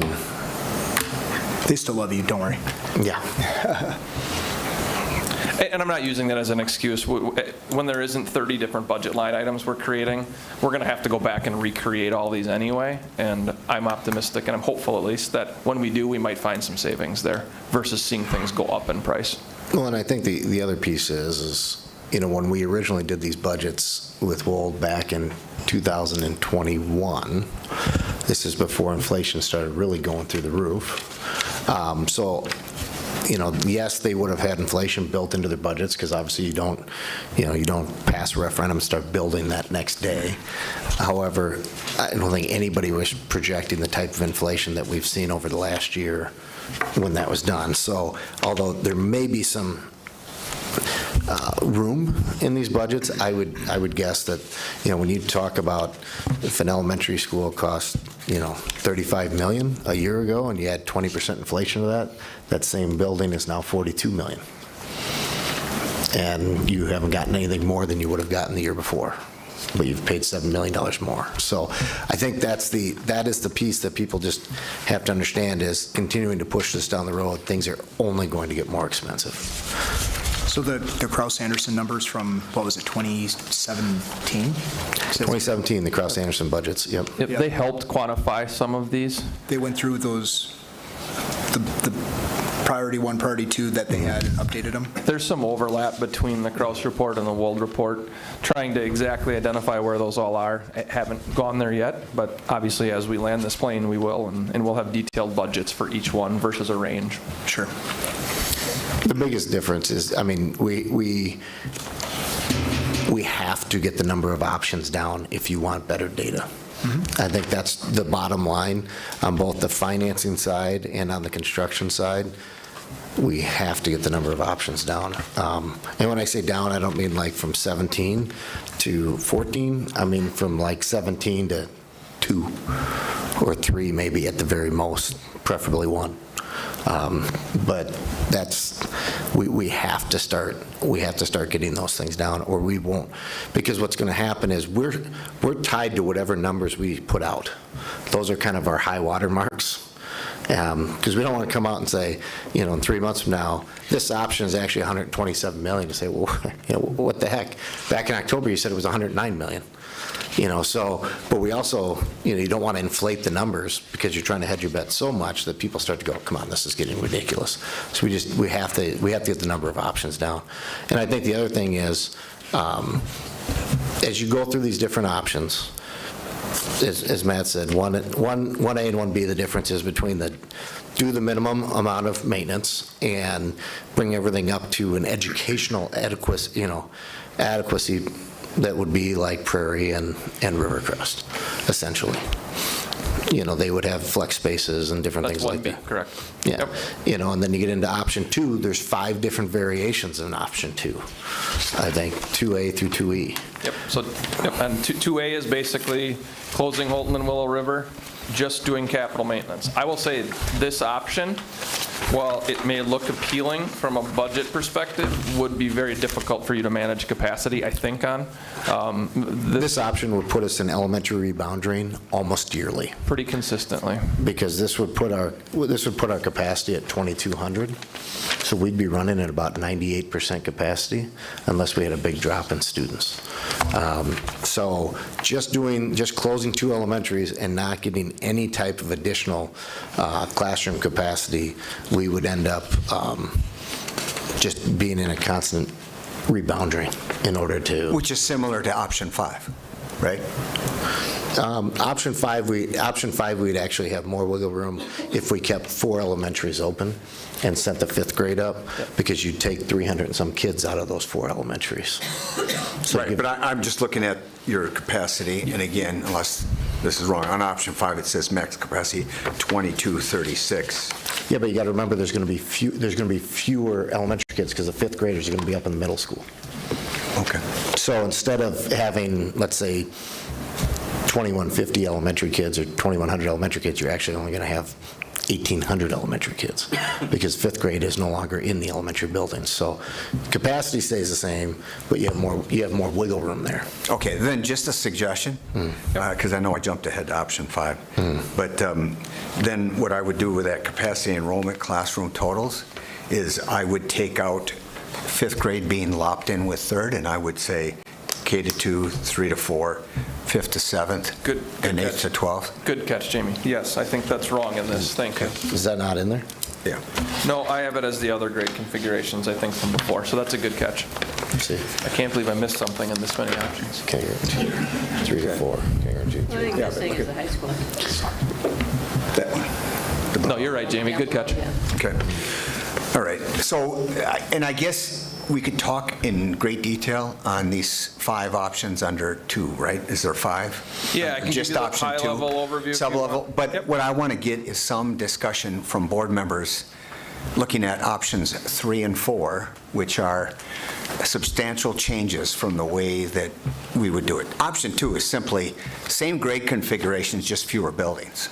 And then the difference in cost is going new and elaborate upgrades versus basic, which is 2A. What I'm wondering is, because I haven't heard it with the public that has come to me or that I've seen at any of the parent meetings, and that is people jumping for joy at the prospect of making Hudson Prairie just a 5th grade school and having 3 K-4 buildings. I just don't know how, which is option 3 in all its variations. Yes. Okay, is there board members that want to spend a lot of time? Because, again, the fewer the options, then I think the less confusion that we'll have, and the better able we will be to be able to predict costs and talk about these with the community on November 1st. So is there a strong desire, somebody thinking that this is going to be the option they champion, which is having kindergarten through 4th in most of our elementaries, or 3 of our elementaries, and 1 entire school made up of 5th graders at Hudson Prairie? Jamie, I would Anybody? agree that I have heard no one respond kind of, ooh, that's a good idea. That the responses that I have heard have not been favorable to that. Okay. Anybody else? I would agree from the people at the meetings that were like, well, that's interesting, but the more you take a few minutes to talk about it, what the busing impact, time of school start and release, and a lot of other factors come into it, transitions. And so I wouldn't say that there was anybody that I talked to that was very interested in that. Anybody have a lot of heartburn if we were to just take that off the table as far as discussion, so we can,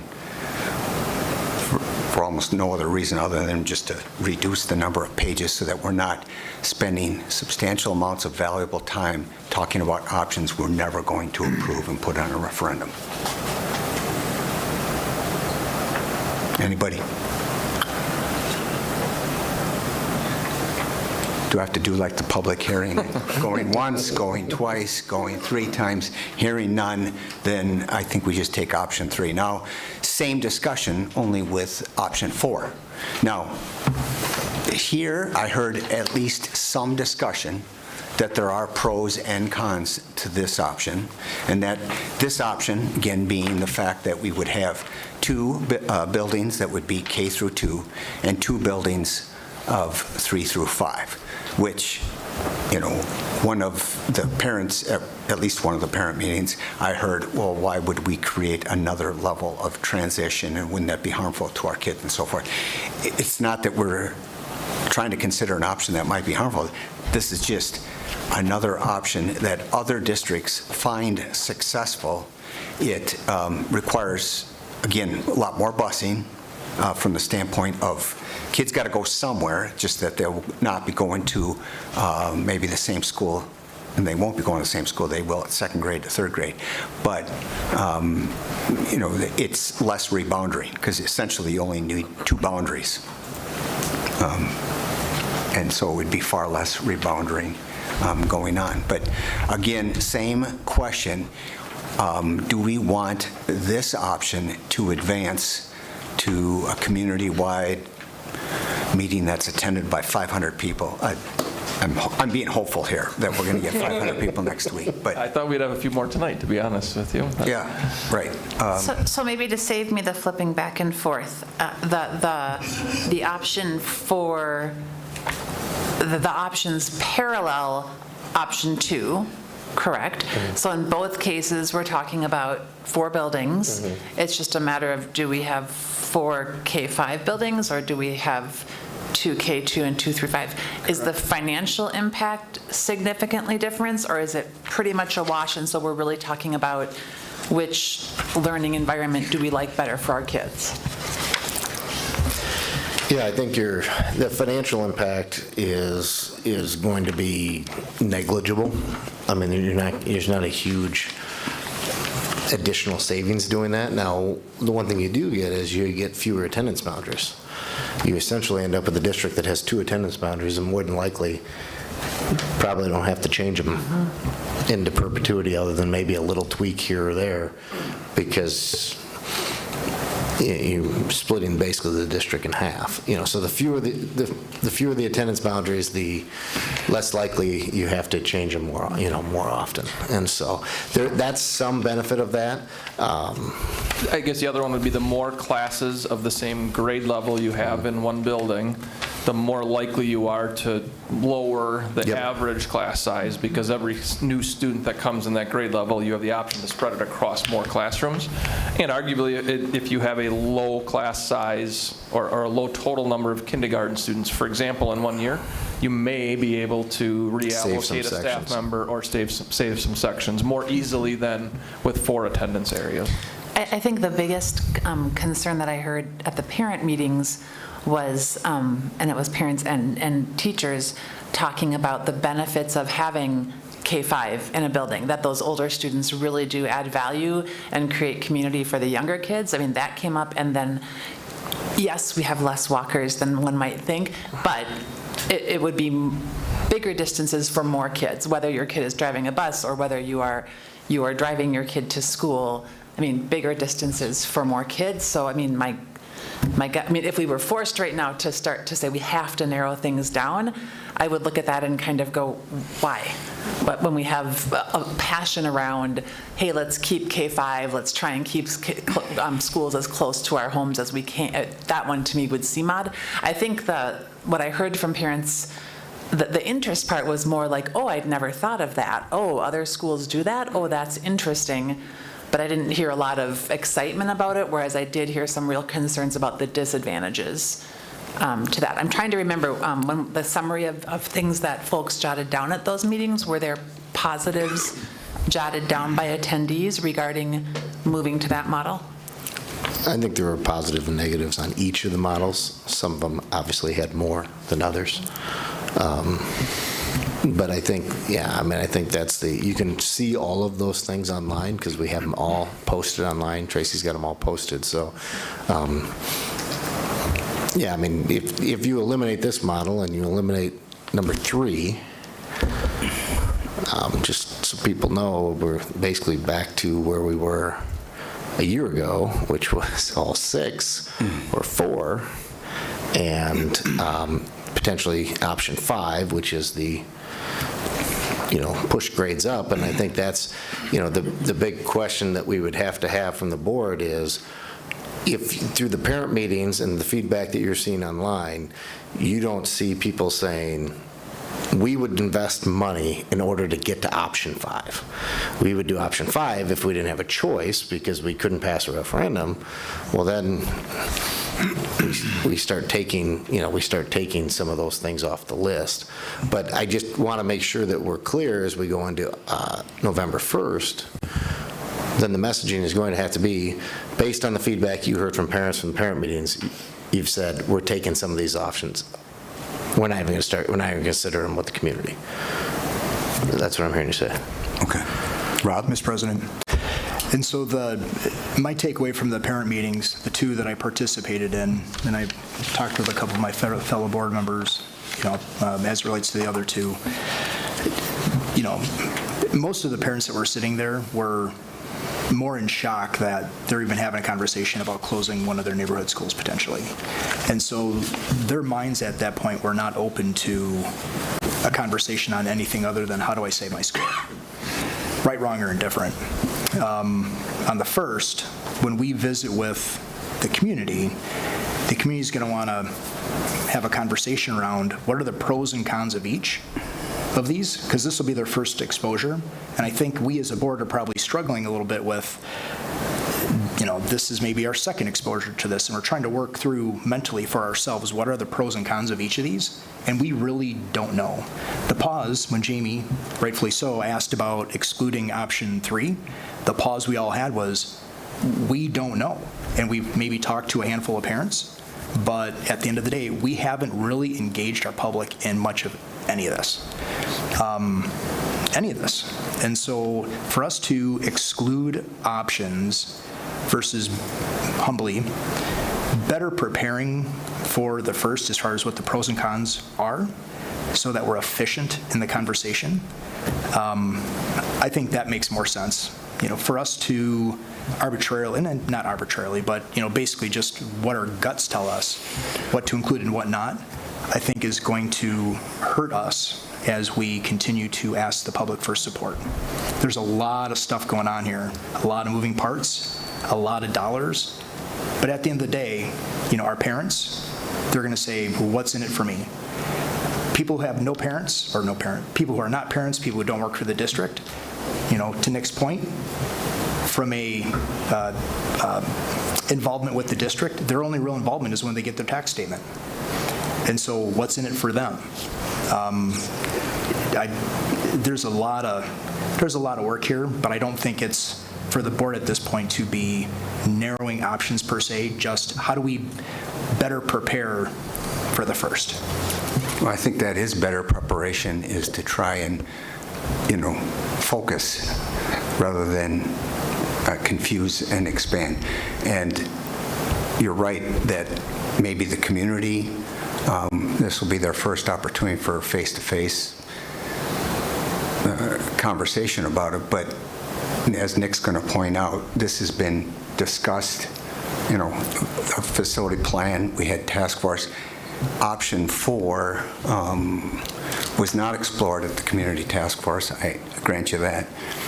But what is your comment intended that you don't want to take any options off the table, including option 3, which right now has no support from any board member and had no support from any of the parent groups? Why would we have our community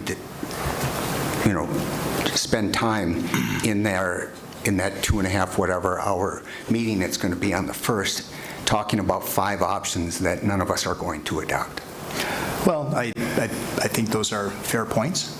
I guess what I would suggest is going back to your point about the parent groups, those parent meetings, their passion was around, oh my gosh, you're talking legitimately about closing my neighborhood school.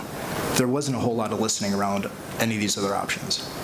As a board, I'll go back to, this is probably our second real, as a group, review of these, and we're all struggling with what are the pros and what are the cons. I would suggest a pro, perhaps, with option C, is that with 5th grade going to Prairie, perhaps that whole bigger building, becomes a bit of a middle school.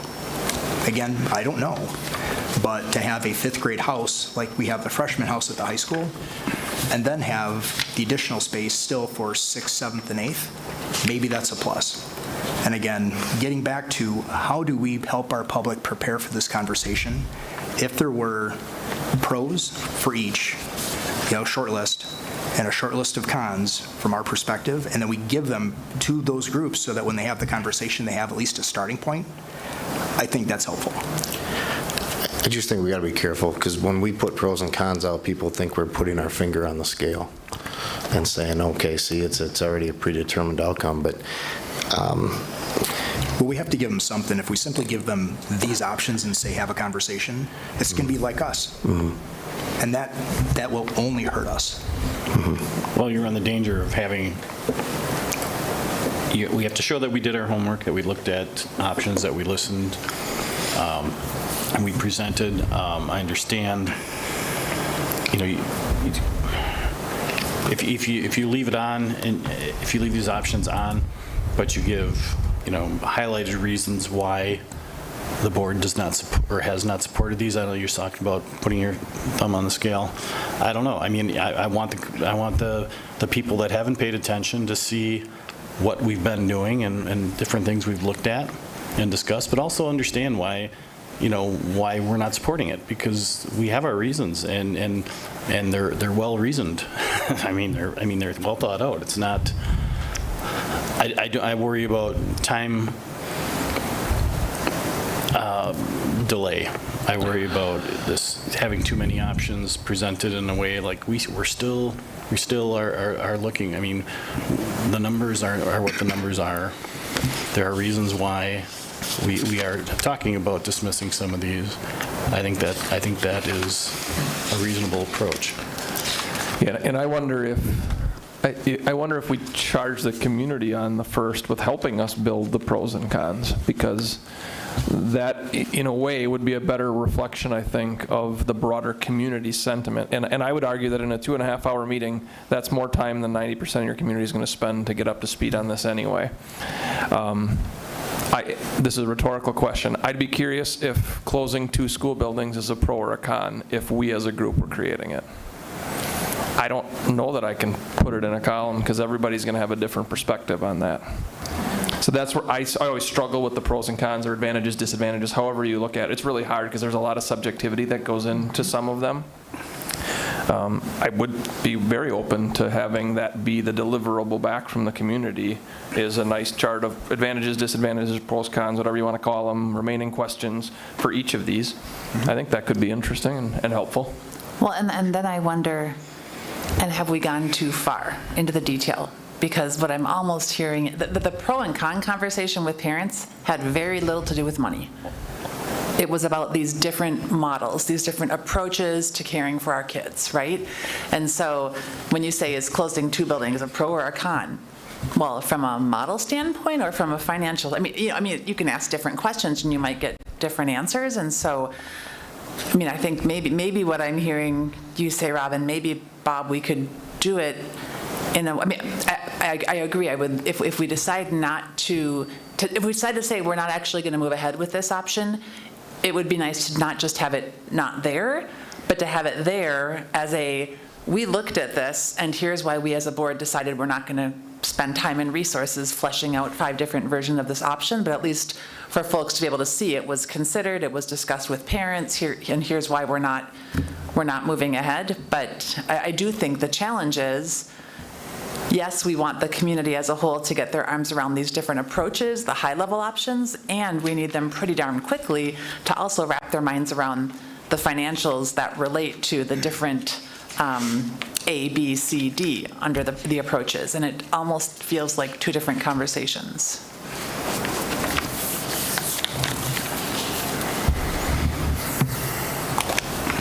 Anyone else want to weigh in? I mean, I guess I would prefer us to continue to move in a direction that where we're going to benefit from community input. And so that's why on maybe option 4, we do benefit because it is something that the task force didn't consider, but, getting some community input in it, it may be worthwhile. I just didn't see, because like Heather said, there were some people who found it, interesting, but I didn't hear anybody saying, "Oh, that's interesting," putting all the 5th graders at Hudson Prairie and going to K4. So, is there a way to facilitate a meeting like this? Because we've got a good chunk of time in a way that the beginning of it is spent doing some big picture thing, and there's almost then some sort of a star voting, I mean, that the group that's present decides then, okay, given what we've just talked about, then here are the 2 options that we want to actually dig into and look at numbers. I mean, is there a way to facilitate it that way so that we're digging in based on that group's leanings as opposed to us making that decision? I could see it being, I would envision this meeting being relatively parent-heavy, and I would imagine that would not give us a good reflection if we just use that as the strategy, because we may end up with 1A and 1B as their 2 favorites because it doesn't close any school buildings. Right. I would say if you have no desire to move forward with any of these options, then take them off the table. Yeah, I totally agree, Nick. I don't think you as a board should take an option public if you as a board have some hesitancy or would be uncomfortable supporting it if it came back. Because, as board members, I mean, there's yes, there's the engagement piece, and yes, there's all the feedback part, but at the end of the day, the 7 people at this table have to make these decisions. And you can make some of these decisions to wean this down before we go to a referendum without having to survey 22 options or 17 options. I mean, you guys can say, based on your experience, based on how you feel about it, based on how you think the community may feel about it, this is the direction we're going to go. I don't think you're winning people over that don't want their school closed because they had an option to say, I didn't want my school closed. I'm sorry, I just don't think you're going to, well, because they at least threw this out there, all of a sudden now I feel better about it. I think it's different if you're talking about a new building versus a remodeled building, but I think when it comes down to it, if I really don't want my school closed, I don't want my school closed new, and I don't want my school closed used, and I don't want my school closed, I don't know what you're going to gain from some of these things. I could be wrong, but I just think that most people are going to say, if I don't want my school closed, don't show me any options that include me closing school. I only want to focus on the options to keep all 6 open. Nick? We didn't really talk about why we don't like, or we're not in favor of option 3. And when I look at that particular option, I look at it as, we're not just changing 2 schools, we're changing 3. We're kind of tearing Hudson Prairie apart. And with the budget for all those 3 options, I don't know that you're gaining anything. Correct. So it's a very expensive option for very little gain. So that's why I can go, you know what, no, that one doesn't give us the things that we want. It's not a cost-effective option. It's not like all of a sudden this option is 50% less and you get so much more. It's in the same realm because the buildings that are left need the same amount of work. It only struck me as being viable to consider because we, in theory, would have our 5th graders with more direct access to some of our middle school programs. Whether you could find a way to make it work or not, world languages, band choir, tech ed, schedules are hard. So I don't know that it would automatically work, but that's one reason. And then if you are pessimistic on enrollment, and you think that maybe we do continue to decline more than we're projected to, you maybe could envision a day when 5th graders move into the middle school as a 5-8 building, and now you're down 1 more building. And you wouldn't be changing grade configurations at that time. That said, you can just simply change grade configurations if that ever happens too. So it's not a one or the other. I would say if the board wants to eliminate 3 but still have it presented to the community as what it was in our discussions and that it's currently not being considered, if the community wants to add in their comments, we really want option 3 back on the table, we could easily walk that fine line in facilitating the discussion with them as well. Okay. So where did we land with 5? I mean, because my sense has been that, I don't remember if it was you, Nick, or you, Jamie, who said, I'm not sure that 5 is an option that we actually would ever put out to referendum. 5 is if we aren't able to pass something, here's probably what we would have to do. I mean, so if that's... You're talking about going to 5 buildings. Is that what you're talking about? Or No, option 5? Option 5. Option 5. Nuclear Yeah. option. Yeah, I mean, so to me, that too doesn't make sense really to present as an option. Well, I think what option 5 is instead of having 5A, 5B, or it's basically just 5.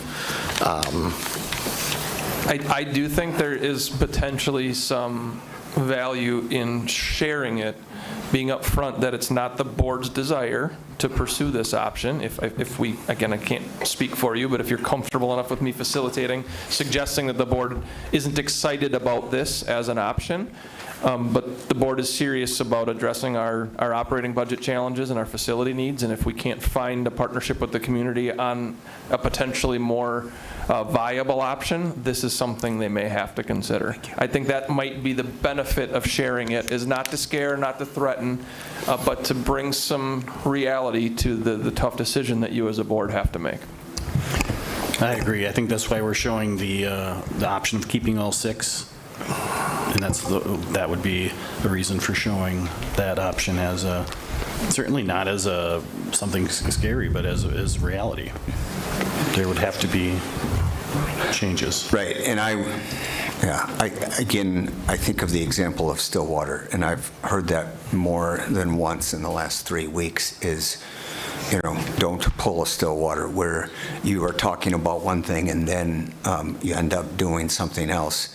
And I think I want to be optimistic. I want to be, but I want to be a good planner as well. And if, heaven forbid, we were to put up referendums for operating and capital projects that ended up not passing, option 5 is all of a sudden becomes a very real and option that this board may have to take.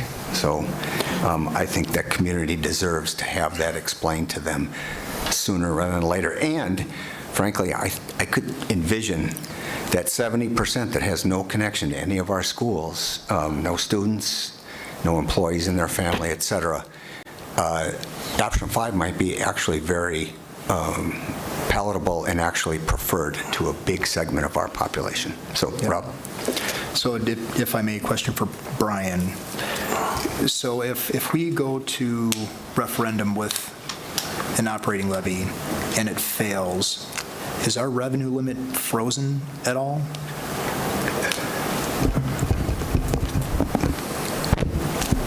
So that was a reference to legislation that was enacted a couple of bienniums ago, and that had to do with the low revenue ceiling adjustment.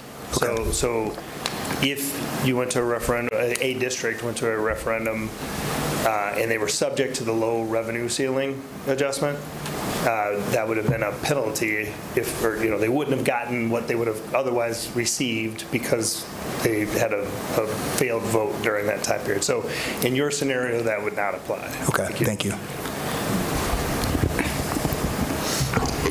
But I guess what I'm hearing is that we would like the various options presented, but when it comes to at least option 3 and option 5 indicating not preferred for the 2023 referendum. Kendra, we aren't going to spend a whole bunch of time talking about these two tonight because they're not the direction that the board is willing to head. That's what you're saying. Right. Yeah. What about option 4 in that same vein?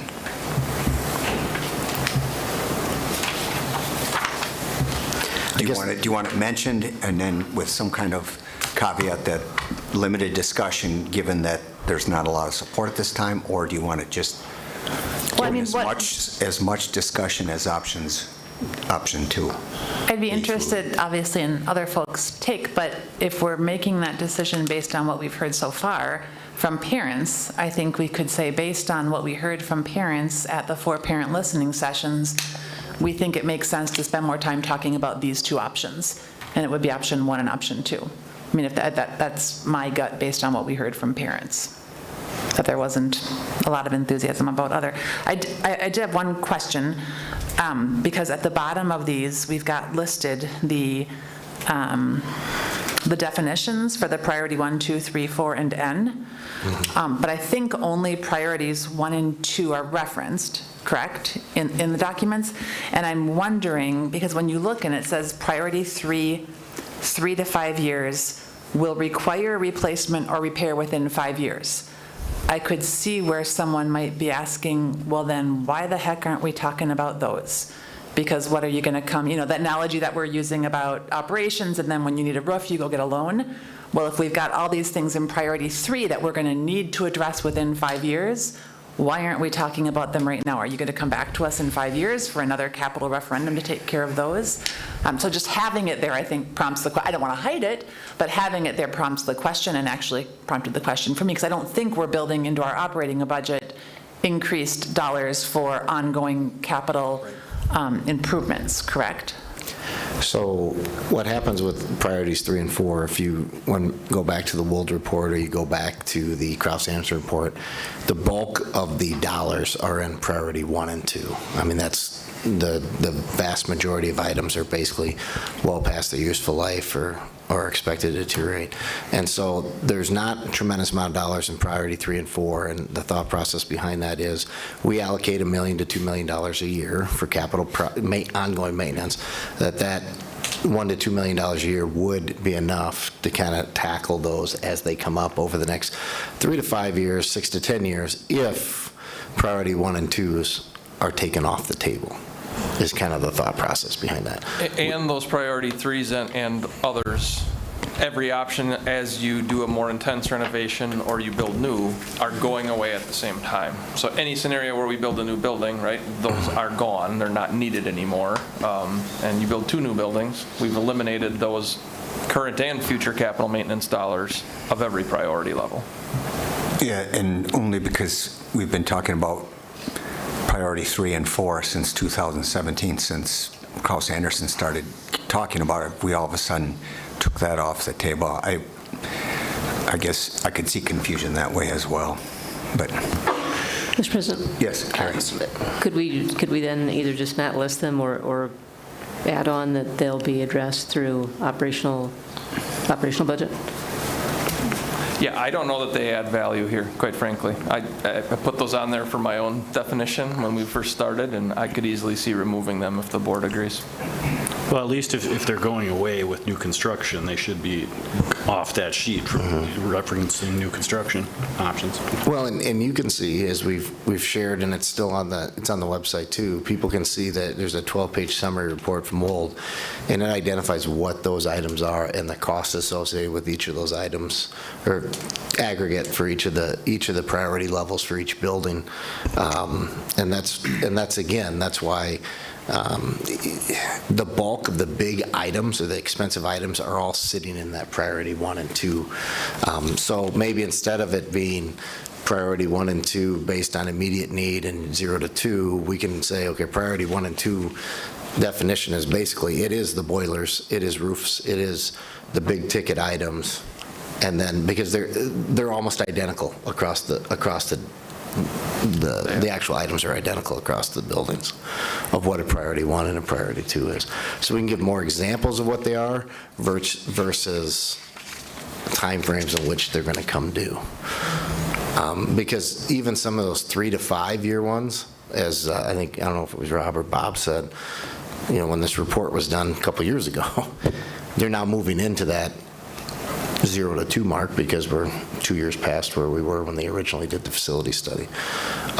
So we can change it up, we can take it off, but I know some people have had questions as to what does that look like, what are those items, and that's why we've had that report. And I think what we can work into the meeting, even at the beginning of the meeting with people on November 1st, to just say, when we talk about, I don't know if we want to call them maintenance needs, priority 1, 2 maintenance needs or whatever, here's the list of what we're talking about at EP Rock. Here's the list of what we're talking about at Holton. Here's the list, it's like 10 big items. Yeah, basically it's that so this document. We right could there. Also put a couple copies of this at each Yep. table, right, for each school. So it would be 6 sheets of paper at each table if people wanted to see it.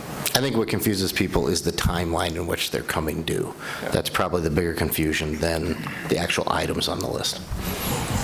So it sounds like if there's consensus at the board, remove the descriptions from the summaries, but provide the specific resource with a little more definition building by building for each table. For each table? Okay. Yep. Okay. I also think, and I don't know if it's through comments or in writing, but that we somehow need to address this why the heck haven't you been good stewards of our buildings all along question. And if I'm understanding the answer right, I think a version of the answer is we could have taxed you more every year along the way and saved money so that we could have fixed these things while they're broken. We didn't. We kept taxes low along the way, choosing instead to go to referendum when we needed to replace things. I mean, if that is in fact true, that feels like a reasonable explanation, but I think that there are folks who are wondering, why on earth do we have, why didn't we take care of this the way that you would your home? And so I think to somehow respond to that question is important, because we're hearing that from, I feel like, a lot of directions. Yeah, and we can speak at the macro level as to, not that this makes it right, but you're not alone in this exact situation. School districts are 80+% of your budget is consumed by operating expenses related to staff in your service business. That doesn't leave much to tackle large-scale capital maintenance projects. I'd argue you have $2 million a year, $1 million, $2 million, right? On the high end, it would be 2 million. That's one of the better capital maintenance budgets, sadly, in the state, when it comes to dealing with the routine annual things. But it's also the emergency fund when a boiler goes down unexpectedly or a major repair is needed. So you can't plan every year, I'm going to do $1.5 million worth of big stuff. The stuff that's here is generally such large ticket items that you would be losing, you'll never even get neutral if you tripled, I'll make up a number, or quadrupled the operating commitment to capital maintenance projects. You still can't keep up because the scale of them are so large and you lose buying power in most years at 5% and last year 15%. So again, it doesn't make people feel better, but it is a fundamental challenge at times with the school funding formula in that you don't have the ability to increase taxes to do capital maintenance projects like this without going to referendum. There was a window of time where in theory you were under levying. I suppose you could have, arguably. But that's hindsight, I'd argue. Like we're kind of living with the current situation. And go ahead, Bob. And what goes into that too is obviously our revenue is based on the number of students we have in the district, and that's, we keep, not mentioning enough that is going down or has gone down. So that gives us very little room to adjust for that. Kate, did you have something? Kate? I just thought we should maybe tie up what options we're going to present at the November 1st meeting, and I just wanted to give my opinion. I'm okay with leaving 4 out, but I do think leaving 5 in there is a good thing for people who, just community members that don't have kids. Maybe they have a strong opinion that that would be something that they would be agreeable to, so I think it should at least be presented. Okay. Well, is there any, again, we're mentioning 3, but not in in-depth manner and representing that it's not currently a likely option to get further consideration, but that the board has considered it. Do we want to do the same for option 4, which is, again, 5 sub-options that Matt, I mean, it's an option that Matt can touch on, but we could, do we want that to have the same kind of detail that when we discuss option 2, for instance? I would say similar to option 3. Is there anybody else? Okay. so if I understand correctly, we will present 1, 2, and 5 in detail, and we will mention 3 and 4 to the community as options considered. But at this point, the board has kind of tabled or held off on exploring them in more detail unless we hear otherwise from the community. Is that a fair way to phrase that? I think so. All right. Unless, Rob, did you have something to say on that? Well, just not on that. I've got a question on option 5. Okay. And, when option 5 was presented at the 2 parent meetings I was at, everybody overwhelming was like, my gosh, don't put 8th grade at the high school. And so if we're just a thought, and so if we're talking 4 kindergarten through 4th grade elementary schools, is there a way, because we have declining enrollment, perhaps we have space already at the middle school, to actually have 5th through 8th at the middle school and maybe harvest some of the classrooms at Prairie and then leave the high school intact? Because I think option 5, if it's legitimate, 8 through 12 is at the high school is probably not going to be. Yeah, those are basically option 3, right? Well, except with Prairie, you'd still have K through 4 there. Not in our option 3 plans, Not in right? option 3, but in option 5, Prairie would be K through 4. Correct. I think what you just described, though, is option 3, basically. Other than the nuance of are we grabbing some classrooms from Prairie to make it part of the middle school so that it's more of a 5-8 model So than a I guess to be- standalone 5th grade in Prairie? And Yeah, so to be clear, Prairie would be K through 4, maybe perhaps, if necessary, steal some classrooms from Prairie, and then add that to the middle school so we could do a 5 through 8. Well, and I think the I thing see is, what you're saying. Thank you, Rob. if we got to a point where we couldn't pass a referendum, I think that's when that discussion happens. I just don't think that that's, unless you're really thinking like, hey, that's the direction we want to spearhead, I think it absolutely makes a lot of sense, because it could be that how we could get the number of buildings down without needing as as much space. Unless you guys are thinking, hey, that's a solution moving forward that we would like to take to referendum. If you don't think that's a solution moving forward, take to referendum, then I think it's one of those things that we can talk about it, and that can be one of those conversations where if we can't pass this, this is basically what it might look like. It might look like fifth grade going into the middle school with a couple classrooms at Prairie to try to do that. But one of the things that we're running into as well is we want everybody to know that we've tried to think of every different option, and but then it's also, how far do you have to explore that option in order to say that you've thought of the option? It's kind of like the 5 building option. People will say, well, why didn't you think of 5 closing only 1 instead of closing 2? Yeah, we looked at it and ran some rough staffing numbers. It saves about $1.3 million a year versus $3 million a year. But the reality is, too, the likelihood of potentially having to go back and close another building in the next 4 or 5 years is pretty great.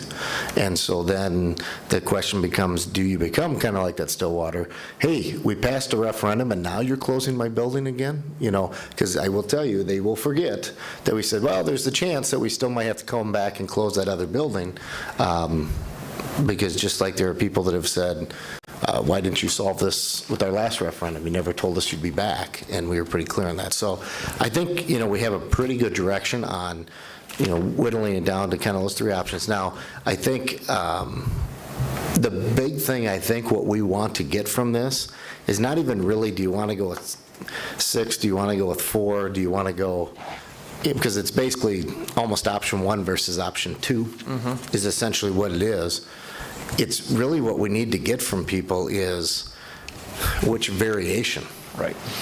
Because, at the end of the day, the board's going to say, we're going to move forward, and this is kind of what's coming up here next, is we have to move forward with X, Y, or Z, or we have to get a certain amount of savings, or we have to go for an operational referendum. How much is enough? Like, if we go to referendum, or if we're going to renovate these buildings, or are we going to build new, what do people think is the tolerance of the community, or what they're willing to support? That's probably more important feedback to get on Monday, or on Tuesday night next week than... Well, and it's such a unique situation based on what Brian just presented is, we have all these options that range from, make up a number, 35 million to 115 million, all of which can be tax mill rate neutral. So it's not as though the 115 is, 4 times the tax impact as the 36, which is a unique situation you're in given your 2016 referendum and all the variables Brian just went through. So we can definitely go that route. But I think that's what we need. That's what we're going to need feedback on, or at least I would think as a board you're going to want some feedback on. Is, do people think doing priority 1 and 2 is enough? Do they want somewhere between a new building and priority 1 and 2? And what does that look like? Depending on the options. And then at the end of the day, the thing that's going to determine whether or not you go with option 1 or option 2 is going to be, what are you willing to do with an operational referendum? I think that's going to be kind of the... Well, I was going to ask a question about that because I think that we need, when we look at the options presented under option 2, I'm not seeing the extrapolated operational savings. I mean, if we don't close any schools, this is what your operational levy is going to have to look like going out 20 years. And if we do consolidate and have the pros and cons that go with that, but one of the, and I guess depends on how you look at it, but I would see it as a pro, is the operational savings of, and we had that one document at the last meeting was over 20 years. I mean, the operational savings alone could be close to 100 million, which would pay for the most expensive option 2E. On the from the capital side. Right, that annual $5 or $8 million mark is deceptively small. Right, because that's a per year, as opposed to the capital levy is an amount that's spread out, so it's the total over 10, 20, whatever years, and so it's not an apple to apple, yeah. And those operational savings, only a very small portion is heating and cooling and the physical running of the extra 2 schools. It's the staffing, and those costs, are not going to be just a $3 million difference the first year. By the time we get to year 20, it's substantially more than that when you extrapolate it out. So I think that there should be some place on it, where that is pointed out, the difference, so that folks don't have to read all the way down the page or whatever. If it's We do have those numbers in each of the options, that range on 20-year savings. Obviously, option 1 doesn't have any savings because that's our current staffing, but all the way that range anywhere from, 77 million to as high as 101 million, which I guess the option's not on here. I call it option 6, which is 5 elementaries, because somebody asked me to look at what was the staffing savings on that. We only saved about 38 million over the course of 20 years. But Matt and I, when we were building the bottom of this worksheet, trying to figure out how do you phrase that and have it make sense to people. And have it be any level of accurate. I think that was we have no idea what the biennial budgets are going to do next time around, let alone the next 18 of them or whatever, 10 of them that it's going to take to get out 20 years.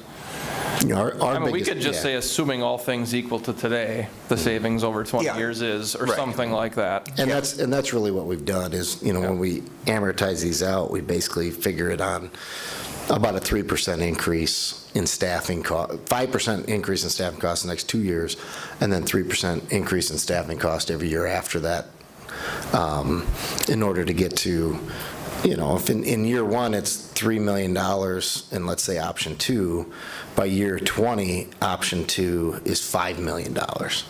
Because if you're not replacing those staff and you just kind of keep adding, if they were there, you'd be giving them 3% raises or, whatever it happens to be, trying to be conservative with that.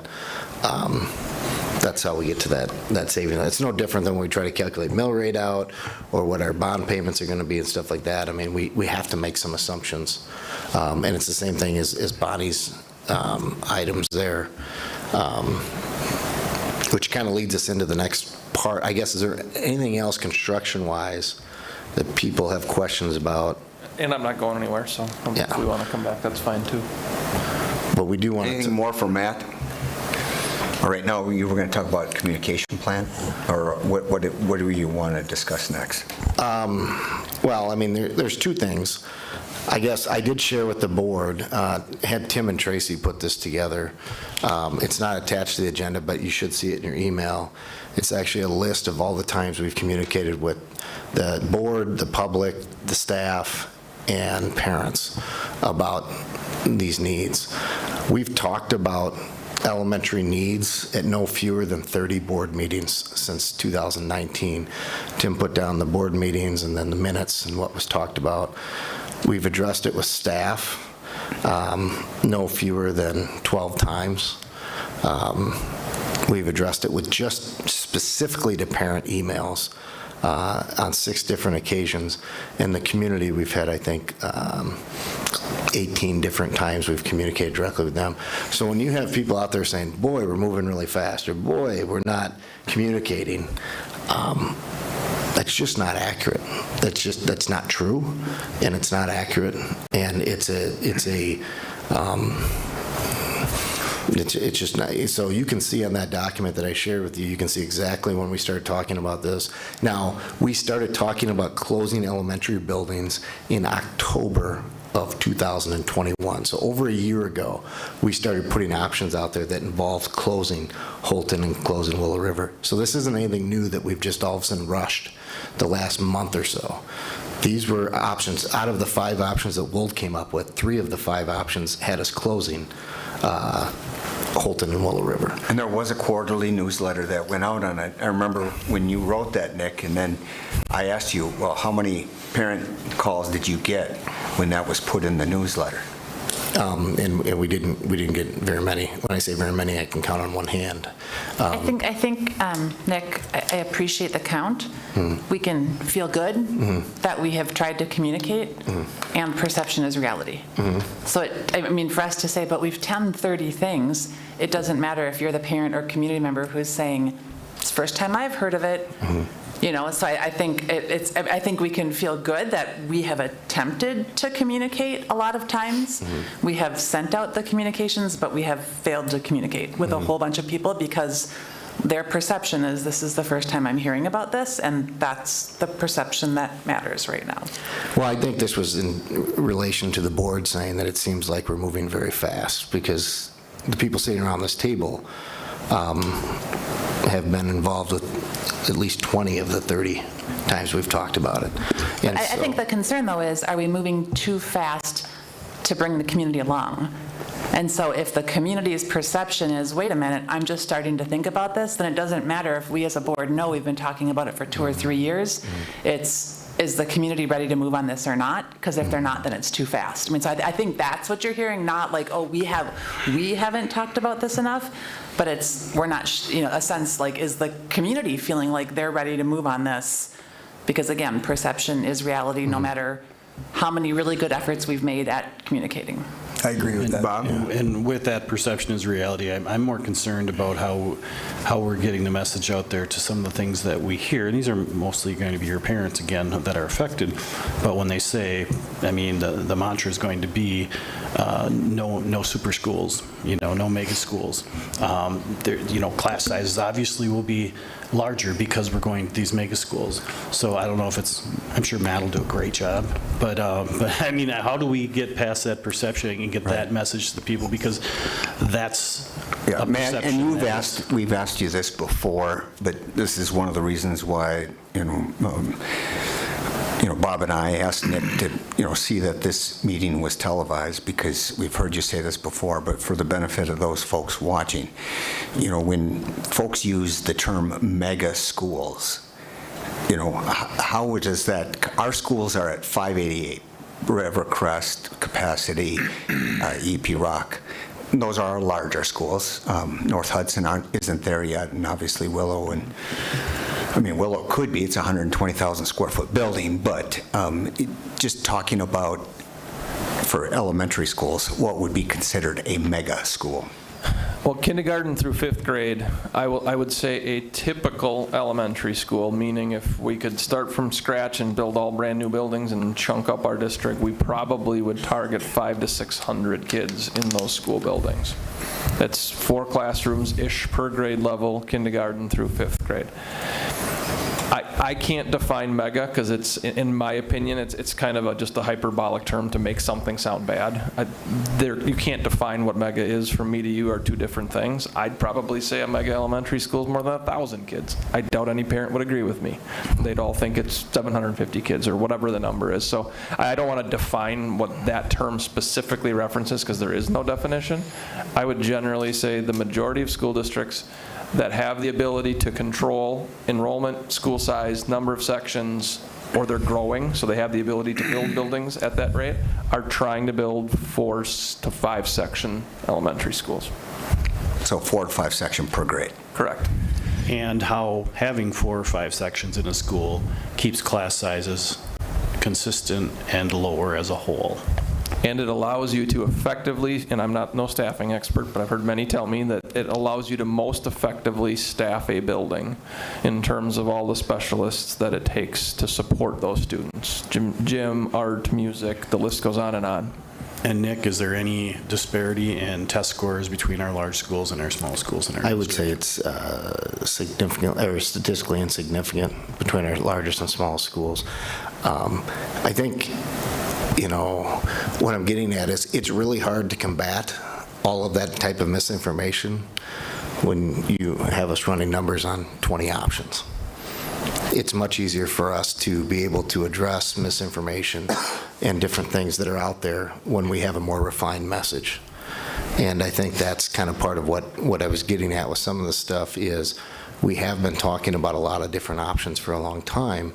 We need to get down to a more refined message so that we can do those things, so people can feel like it's a more refined discussion, because we have so many options still out there. It is a high-level discussion, and I think as we have seen, people become more and more engaged when they start to see impact that is going to personally impact them. When they start to see my building's going to close, or my taxes are going to go up, or my taxes are going to go down. And so that's why it will be extremely important for us to get to that sooner rather than later, because the longer that it takes us to get there, the more difficult it is for us to carry that message. As we work through it. So, and I think the thing is where we were successful in our last referendum, sometimes people are remembering what we did from January 25th to April 5th and thinking that was the stuff we did prior to the board deciding on a referendum. And it wasn't. That was the stuff that was done once we had a direction, once we had a question, once we had what we were going with. That's when we could get the most potent message out there. That's when we could go to all of these different groups. That's when I did about 45 or 50 meetings. Matt came up and did community meetings. When we get that message, and that's when I think most people engage, is when there's a question to engage about, and that's important. The reason I bring this up is just the best way we can communicate with people right now, having such high-level information, is to put it in newsletters, to email it directly, to put it online, to do all these different things. That's right now the best way we can communicate. And we did put out a survey last year in October, November, December. The only other thing I'd offer on timing is, in my experience, if you wait 1 month, 1 year, 1 decade, we're not going to have this room full of people excited about closing elementary schools. It is not an easy conversation to have, but it's critically important, it sure seems, given the operating budget situation that you're in, like many districts. So time is important, but it's not, I just want to make sure we all don't think it's somehow going to mean that we suddenly have a lot of support for closing elementary schools. The other point that to be addressed, doesn't have to be, I think, a long time, but to make the point on November 1st is part of the consolidation is with the efficiencies.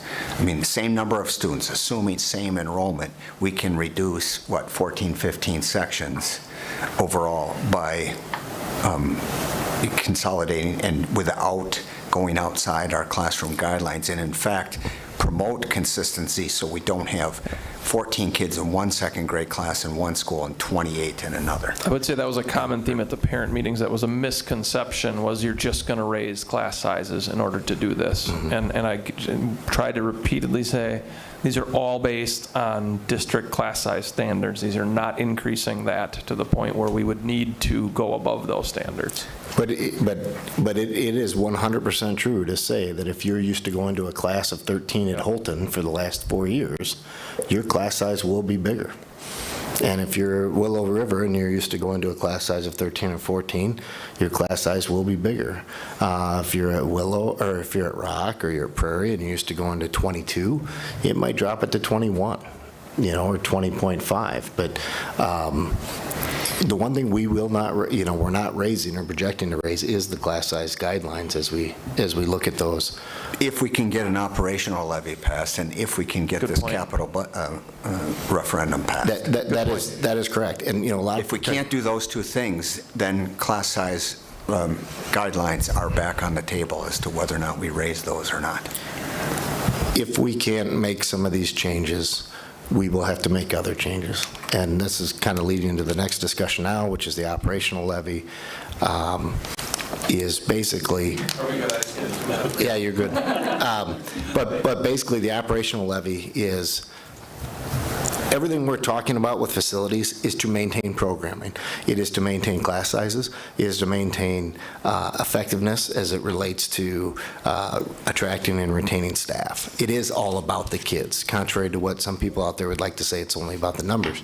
Because if we can't get these type of savings through this direction, we will have to get it in other ways, which would be things like raising class sizes, cutting programs, reducing the amount of opportunities kids have to do different things in the district. And so this is 100% about the education that kids are receiving so that we can avoid those types of things. But even if we went with an option 2 or an option 5, where we go down to 4 elementary centers, that doesn't get us to where we need to be long-term. And that's why, as Rob brought up a couple times this summer, there's an operational ask that goes along with this. It's not just a facility ask. The facility piece helps us offset how much we need to ask for in an operational referendum. And I don't, Tim, do you have the document related to operation? Bonnie, does he have your operational document? Do you want the one that here did, or do you want the one that did? Either one. The one that Baird did is fine. Do you have that, Tim, that you can put up on the screen?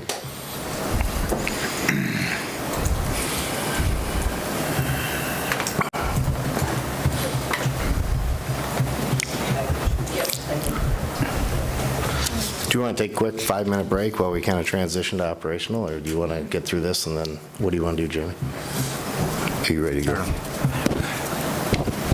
I mean, we can take 3 minutes right now. All right, take 3 minutes. Make sure we get the right document up.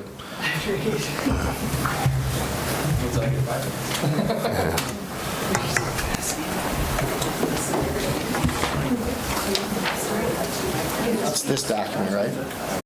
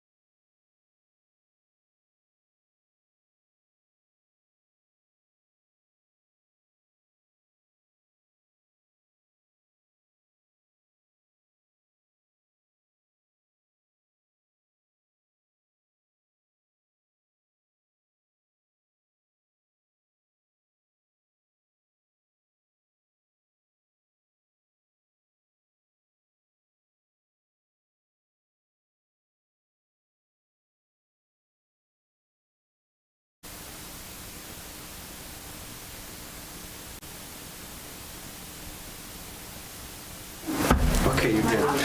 All right. Mics are back on, and we are back in session.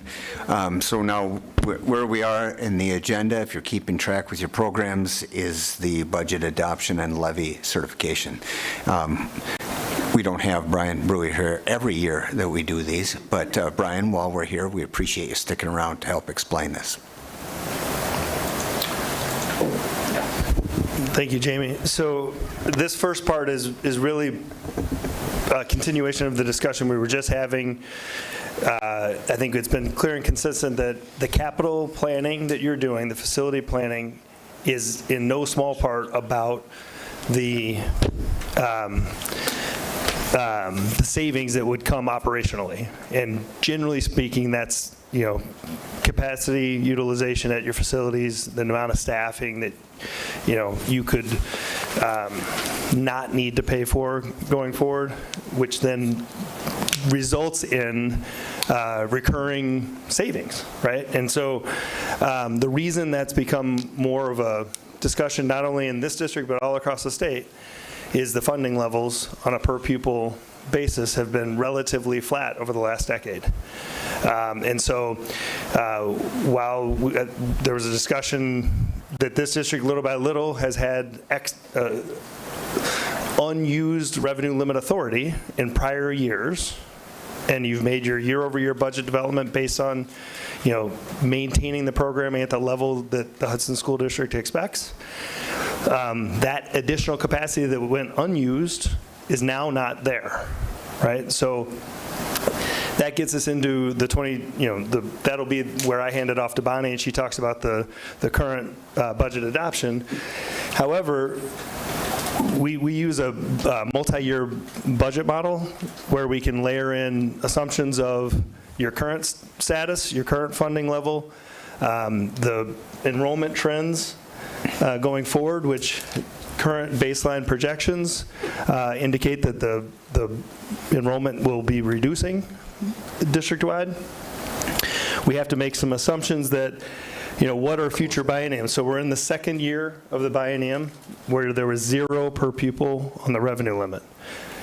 Next year, there were some proposals. We took a midpoint to try and project what this is, what baseline B is the governor's proposal, but 50% at a per pupil revenue. That's 50% of what was discussed, plus 100% of special education reimbursement. 100% of the proposed special ed reimbursement. The proposed, right. Which would be 45% the first year and 60% the second year. Yep. Yeah, so I'm saying that as a setup to this, because if any of that is wrong, so is this, right? So we have to model scenarios to project what do the surpluses and deficits look like in future years. And so using what we're calling baseline B, again, 50% of the governor's proposal for per pupil revenue limit, per pupil categorical aid. Then we assume growth in your equalized valuation. As we've discussed, this year it was just shy of 17%. In future years, we're using 5% in the modeling. But with that revenue limit authority and some assumptions on the expenditure side, which Nick referenced earlier as a 5% wage for the next 2 years, and then stepping down to 3% thereafter. What that shows is doing nothing, if that's the revenue authority, you balance the budget this year, but it's going to show a 3, a 5, a 7, a 9 deficit. So a structural compounding deficit because of the growth year over year in the expense line item. So as this baseline, this is not showing any of the savings that we are discussing with consolidating 6 elementaries to 4, right? But this shows an illustration of, given those those assumptions, those revenue assumptions and expenditure assumptions, where, what will you need to balance in future years. So with that, This middle row is a reference to the fund balance position, which was referenced earlier, a positive surplus year in 21-22, which built the fund balance up, which is why you were talking about maybe going from 10 million committed to 15 million committed to capital. And then your debt levy at 12.5 million, we're maintaining it at that number simply because of what I described in the first segment, that no matter the range of scope, we can accelerate the principal repayment and keep that payment at 12.5, right? And so you pay it off quicker, or if the scope is larger, you pay it off longer and at the same level or lower. So as a planning assumption, we kept that number the same so that we're not double counting that portion of the levy and mill rate. So what that arrives at down here is your current levy for 22-23 is 54 million, which is about an $8.84 mill rate, which is about $1.10, as Nick referenced earlier, lower than last year. In this scenario, that mill rate stays in that ballpark. While the levy increases, it's in that 4-ish%, 4 to 5%, which is why the mill rate would stay relatively level with a 5% growth. However, the biggest thing that you would spend time on in future bienniums or budget years is how do you balance that revenue shortfall? And I think it's important to know on this situation right here, those are not a running cumulative number. Those are the deficits at the end of each individual year. And so what you see in the middle there, the fund balance, is you see our fund balance go from 41 million this year down to 15 million over the course of 4 years if we do nothing. And that's, part of the conversation that we've had of why is there a sense of urgency for operational savings? Why is there a sense of urgency for an operational referendum? Now, understand, this is the 50% governor's proposal, so this is basically DPI's proposal they put out. It's about 75% of what they're actually asking for, because when you take 100% of the special ed, what they're asking for, plus you take half of the per pupil amounts, it comes out to be about 75% of the whole amount. This is still might be too, some people might argue it's too generous. I mean, if all of a sudden they only give us half of the special ed increase and half of the per pupil increase, add another $2 million to each one of those deficits moving forward. Okay, when we start looking at trying to cut $5, $6, $7, $9 million out of our budget, those are hundreds of positions. I mean, we can't, I mean, it just doesn't work. The district will not look or feel or operate the way it does today if we have to make those kind of cuts down the road in order to keep things going. And so the whole point of this discussion isn't so much the budget adoption, but this is really about why there's going to be a need for an operational referendum. And in this model, if, basically what we're looking at is if you go with an $8 million worth of savings,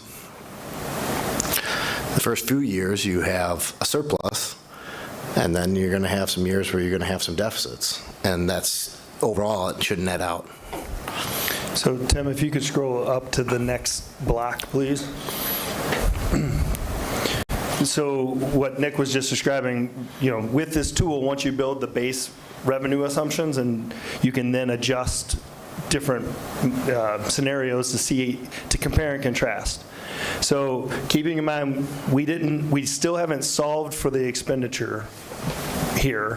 What we're doing is adding additional revenue that would be voted on via a operational referendum. So in this scenario, excuse me, we're adding $5 million of additional revenue authority, which then reduces the amount of shortfall.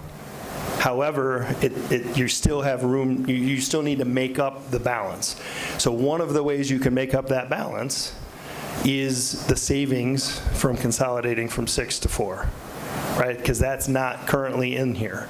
So the combination of a $5 million additional revenue plus the $3 million recurring of savings or expenditure reduction. Sorry, That'd be the next scenario, isn't it? No, so the next scenario is putting 8 million, so again. It's essentially similar. Yes, so go ahead and scroll up to that. So this scenario is plugging, adding 8 million of revenue, which then plugs the shortfall. It still doesn't, we still have not adjusted the expenditure for a savings between a 4 and a 6 facility. So if, we could run multiple pages of this, but I tried to isolate the difference between asking for 8 of revenue to balance or asking for 5 and then know that you're going to save the 3 recurring expenditures by consolidating operations of your elementary facilities. What drives the differences above the yellow line in those two scenarios? I'm confused about why those numbers are ending up different. Is this what you're talking about? Yeah. Yeah, why in scenario 1 and scenario 2, why do we have different Fund 10 revenues, different Fund 10 expenditure? What's different about, other than the non-recurring referendum? The $5 million in the yellow gets added to the Fund 10 revenues up at the top. Yeah, so instead of a negative $3 million, you're adding $4 million. Okay. So that's a $7 million swing in the fund balance. Okay. But again, you, as Nick mentioned early on in the discussion, even if you show a surplus here, it's offsetting that. Would you say it would get you through It gets you 8 probably to 9 years? close to 8 to 9 years. Yeah. If all things being equal, a $5 million operating referendum with going down to 4 elementaries, essentially cutting about $3 million worth of expenses, should put the district on a good financial footing for another 8 to 9 years before you'd have to go again, potentially, if we don't see some change in our enrollment or if we don't see a better revenue from the state. Bienniums, right? So this visual only covers the next 2 biennial budgets, right? So should there be more funding there, that would change what this looks like as well. It's just really hard. You start projecting out. I mean, you're making assumptions on top of assumptions on top of assumptions. So you're kind of. So if we don't pass a referendum or an operational referendum and the fund balance goes down to compensate for it, how does that affect our bond rating and our ability to borrow in the near future? Keep going. Yeah, so if the question is if the fund balance goes from the 41 million up down to a 15 million, fund balance is a talking point of the credit review with the Moody's analyst that assigns the district's credit rating. What would be worse in this visual than just the fund balance reducing would be that is there are you ignoring it at the board level, right? What are the plans for addressing the shortfall? Because not every, but almost many school districts in the state face this exact visual. It's just a matter of what does the board do to address it, right? And so our discussion about that is way more important than the specific number here. I mean, this is an extra check mark, right? But they also understand that if you can't address these, then this number's not high enough because eventually you're going to run out, right? It's not a renewable source. Yeah, I mean, based on this, if we do nothing and we go for no operating referendum, even with a reasonably good case scenario here, the district will eventually go bankrupt. I mean, we'll burn through all of our savings. And that's why, the administration's suggestion or look at this was to look at reducing the number of elementaries in order to cut budget and then combine that with an operational referendum. But if people have other ideas of how they would like us to address this, we would be all ears. But we will buy lottery tickets. That's what we can do. How do we explain a sustained taxing for a sustained fund balance that is double what our fund balance policy is? What's the rationale behind that? Well, what's going to happen is we're going to take off 15 million of that if we, so that 41 million right now, that includes the 15 million that we'd have designated for capital projects. So if we do the capital projects, that's going to drop down to 26 million. So if all of a sudden we get down to that far right column over there, we won't have fund balance to throw at capital projects. On top of that, we'll incur additional expenses because we'll have cash flow borrowing because of the way that we operate. We only get cash payments from the state at certain times of the year, but yet we have to make payroll twice a month. And so some districts get themselves into trouble where they don't have enough cash on hand. They have to actually borrow 45 days worth, 60 days worth, 90 days worth of cash in order to make payroll. So we'll take on an additional expense related to that. That's part of the reason why we keep fund balance where it is, so we have good cash flow operations as well. So just to be clear, that number in the gray that says fund balance for 21-22 at 41 million, that's not just unassigned fund balance, that's total fund balance. That's fund balance, yeah, total fund balance. And keep in mind, that was coming off of a good budget to actual year, right? So the year prior, it was 33. So, I mean, that's what allows for the additional discussion about committing $5 more million towards capital. And people say, well, how did this happen? Well, we could see this financial cliff coming because when you give us one-time federal money for reoccurring expenses, it's going to create an issue. And so we've tried to craft our budgets the last 2 years without using the ESSER federal funding as needing for reoccurring expenditures. So we've tried to sock it away, knowing that we may need it to bridge the gap of a couple of years. Because even if we go down to 4 elementaries, we don't go down to 4 elementaries in the 23-24 school year. So we may end up having to eat a $3.5 million deficit. So that's why we've socked some of this money away, knowing that we're going to potentially have to eat into it a little bit. Some people say, how do you go from $8 million surplus to 0 to all of a sudden these negatives? The biggest answer is it's declining enrollment. And we've had declining enrollment exemptions, so they've given us some extra money over 3 years to kind of brace for this. That starts to fall off. And that's why all of a sudden you start to see it a cliff, a very big cliff in a hurry. And like Brian said, I think somebody had said somewhere close to 70%, somewhere around there, don't quote me on it, that might have districts around the state, they're going to experience some of the same stuff. The biggest difference is we are in a strong financial position that we're not talking about having to cut people 2 months from now or next year. We can weather it, but we have to implement a plan long-term that'll get us there. And again, I know, Rob, more credit you with, the notion of going with a combined capital referendum and an operating referendum. But Brian can speak to this, so can Matt, about other districts trying to match some of these financial challenges that come down the road with a combined approach, because I think it's more moderate rather than ask for more than we need on an operational, doing the capital and the operational together and trying to be optimistic that they'll both pass. But yet the messaging is going to have to be very clear. If they don't both pass, we are going to have to come back for A, another operational referendum, and B, at some point we're going to have to make these capital investments. Just we don't want to do it as things are breaking down. So. Do we have a sense right now, this only goes out for academic years, but as far as the non-recurring referendum goes, I mean, would we be going for 5 years, for 10 years? What are we thinking? We'd be recommending a reoccurring referendum. Which is no term limit. It's just built into the new budget number.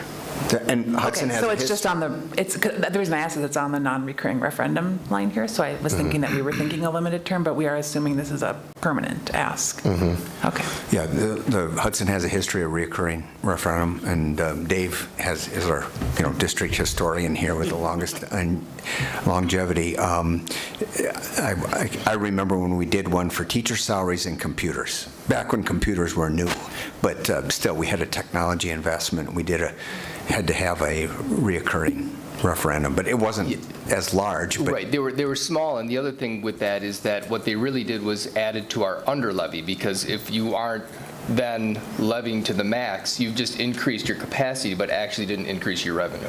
No, but when we did it, I think the total evaluation of the district was like 1.3 billion, and we're now at 6.5 billion. Well, and you went for a total of $1.76 million in 2001 for reoccurring. See, it was yesterday. And then you went for another reoccurring in 2005, or starting in 2005. That one failed. But the two in 2001 both passed, and we still use them today, and that's what's pushed our revenue limit up. Rob, you have a question? Yeah. So Nick, just a, I guess, point of clarification. Last time we were together, you had said, basically the savings, if we were to close 2 schools, if I remember right, on average was like 2.4, and you just said 3 million. And then the other question I had, as it relates to our annual meeting, capital projects, you listed at $12 million, and that was just last month, and now we're at 15. For what's that? So capital projects in our committed and unassigned fund balance, we listed in our annual meeting document $12 million, but now we're saying 15. And again, that's great news. I just want to make sure I'm not missing something.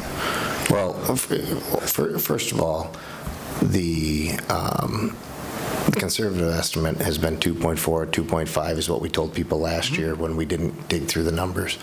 Then this year we went through and we built staffing programs on all 5 options. And then I sent you guys the actual document that broke that down, the cost per option savings.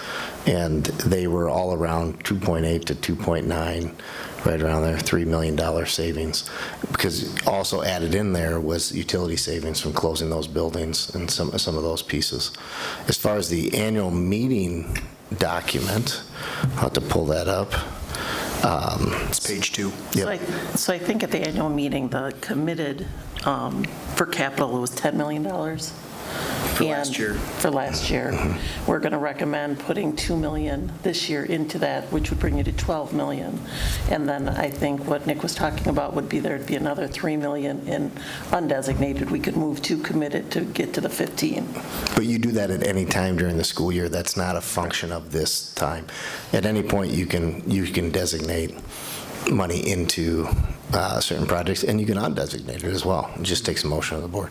I'm just saying, it looks like based on our information that we got when we finished up our audit and everything else, is that we could probably put more towards it than just the 10 million we originally have committed.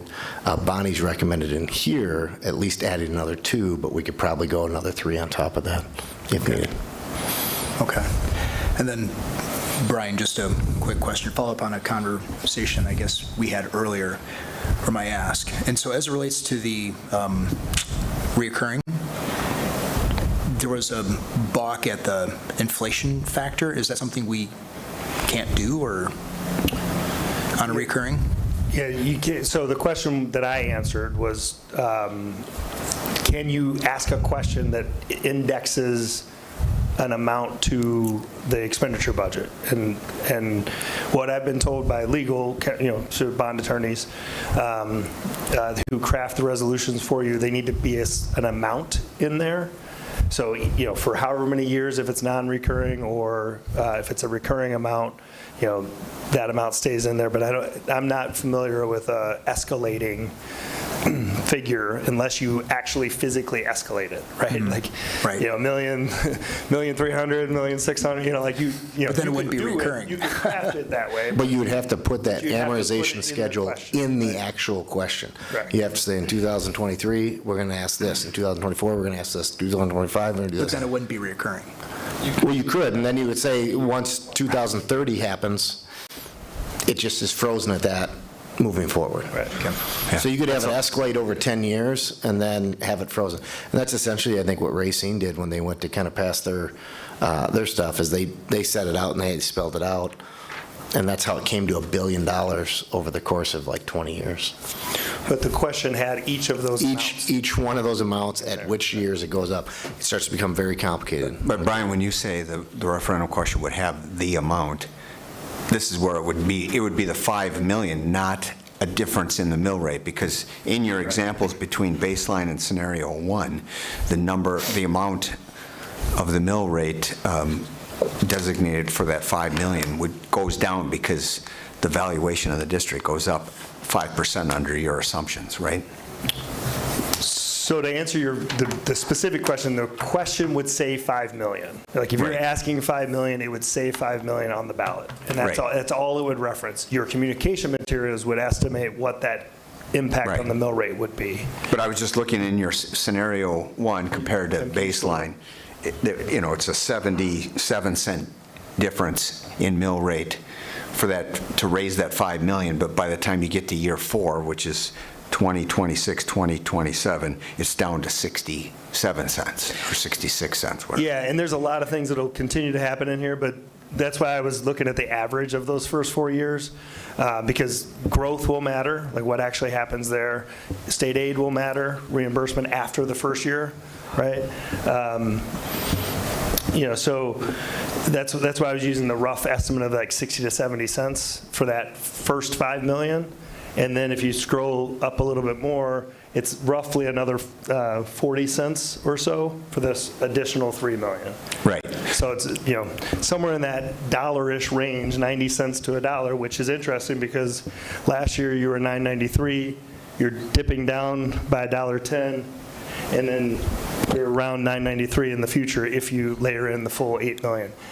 Again, I don't want you to get too focused on that because there are a lot of assumptions that we don't know what the state's going to allow for in the next biennial budget.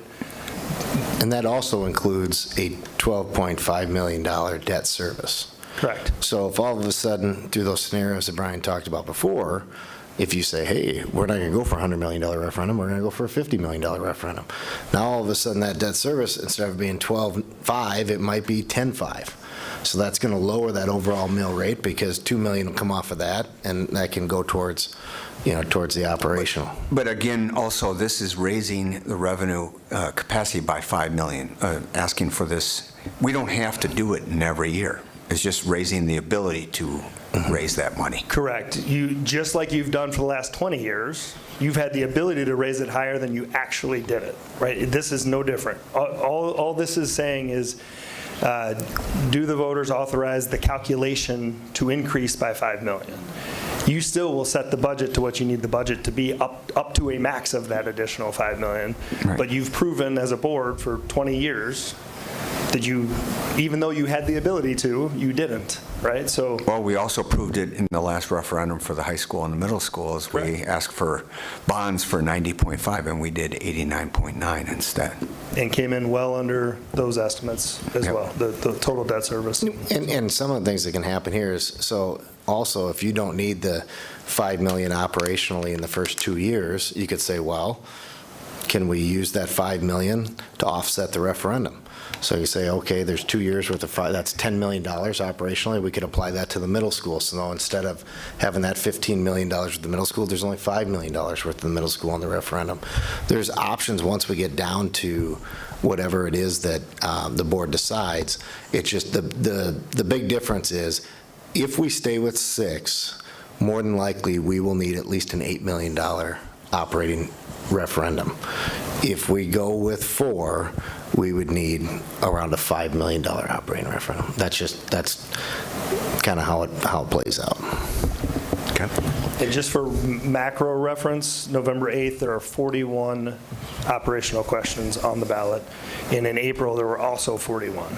So 82 questions in just 2022 seeking additional revenue limit authority across the state. Out of roughly 400 school districts. Correct. 422 school districts.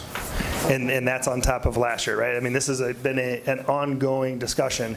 The thing that's new and different for you is that it's now on your planning horizon, right? Whereas many of those questions are a renewal of a 3-year or a 5-year, So this has been an ongoing cycle for many districts across the state. I know success rates overall in the state have been pretty good over the last couple of years. Speaking to ones where they're do both a capital and an operating, do you see those split, or do they generally both get approved or both get turned down? It all comes down to the plan and the communication of that plan. So we've had referendums that it's a facility solution, that would reduce the mill rate, reduce taxes, and still gets voted down because they don't like the plan, right? So it still comes down, what most of this discussion tonight has been about, what next Tuesday is going to be about, what all of your community engagement over the last year and the parent meetings, that is where the success fail happens, right? It's not so much that it's one question or the other question or both. It's more about, do I understand as a voter why I'm approving this? Like, why is this the right solution for the future, right? I know I'm dodging your question, but it's because there's no real clear-cut evidence of one or the other, right? Okay. I just didn't know if double questions have a lower passage rate than single questions. No, there's not a correlation, Thank you. All right, any other questions for Brian? Otherwise, I think we have still an action item, and that is to approve the mill rate for the next budget. Mr. President? Yes.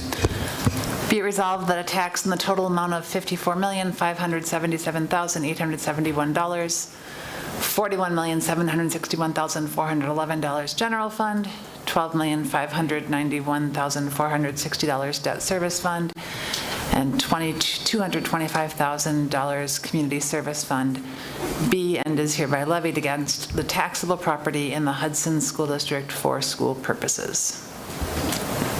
I have a motion. Is there a second? Second. All right, second by Bob. Any further discussion at this point? Bonnie, did you want to add anything? I just wanted to go over something real quick. So one of the things, it was kind of what Rob had talked about, that $2 million. So this year in our budget, we did add $2 million to our ESSA revenue that was from previous year's expenses. So it would be the certified staff planning time from the 2021 school year, the 4 extra days of staffing from the 21-22 school years, and the Chromebook lease. So what we are recommending is that we put that into the fund balance and then we designate as committed with the capital. So that would bring that from 10 million to the 12 million. Okay. For capital. For capital. All right. So that's the change in the funds. And then I guess to answer the question, because we've got the resolution in dollars and cents, but what does that mean for what the mill rate, that by passing this resolution, what does that do to the mill rate? Sure. So some major highlights of the operating budget. There was a 16% increase in state aid this year, so that was about $3.3 million. Again, we talked about the property value increased 16.6%. The tax levy, we estimated a 6% increase at the annual meeting. That will be down to a 3.77%, and your mill rate will be, or our mill rate will be reduced from the proposed 9.93 from last year to 8.84, so a decrease of 11%. And compared to the annual meeting, it's a decrease of what we told them it would be, what? 9.03. 9.03. Yeah. So it's another 19 cents less 19 than cents. what we said just last month. Correct.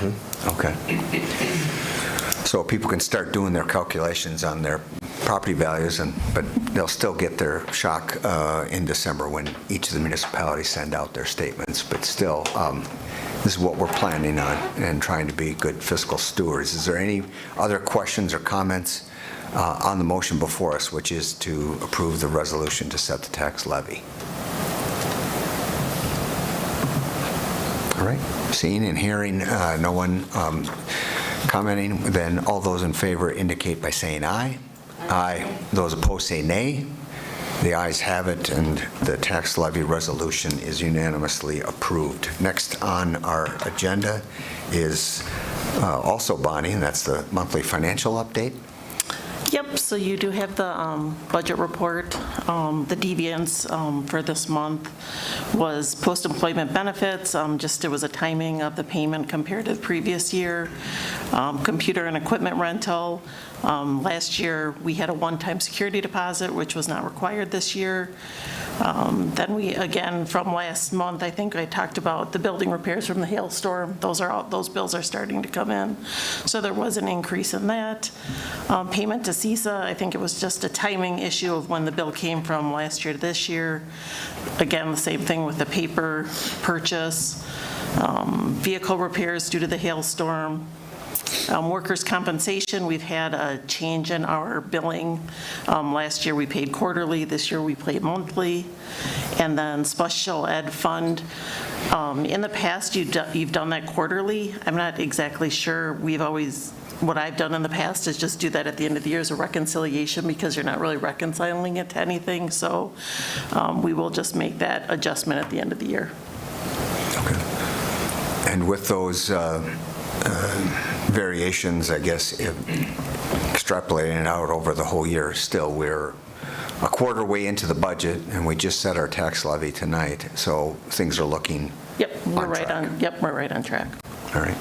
Any further questions, comments? All right.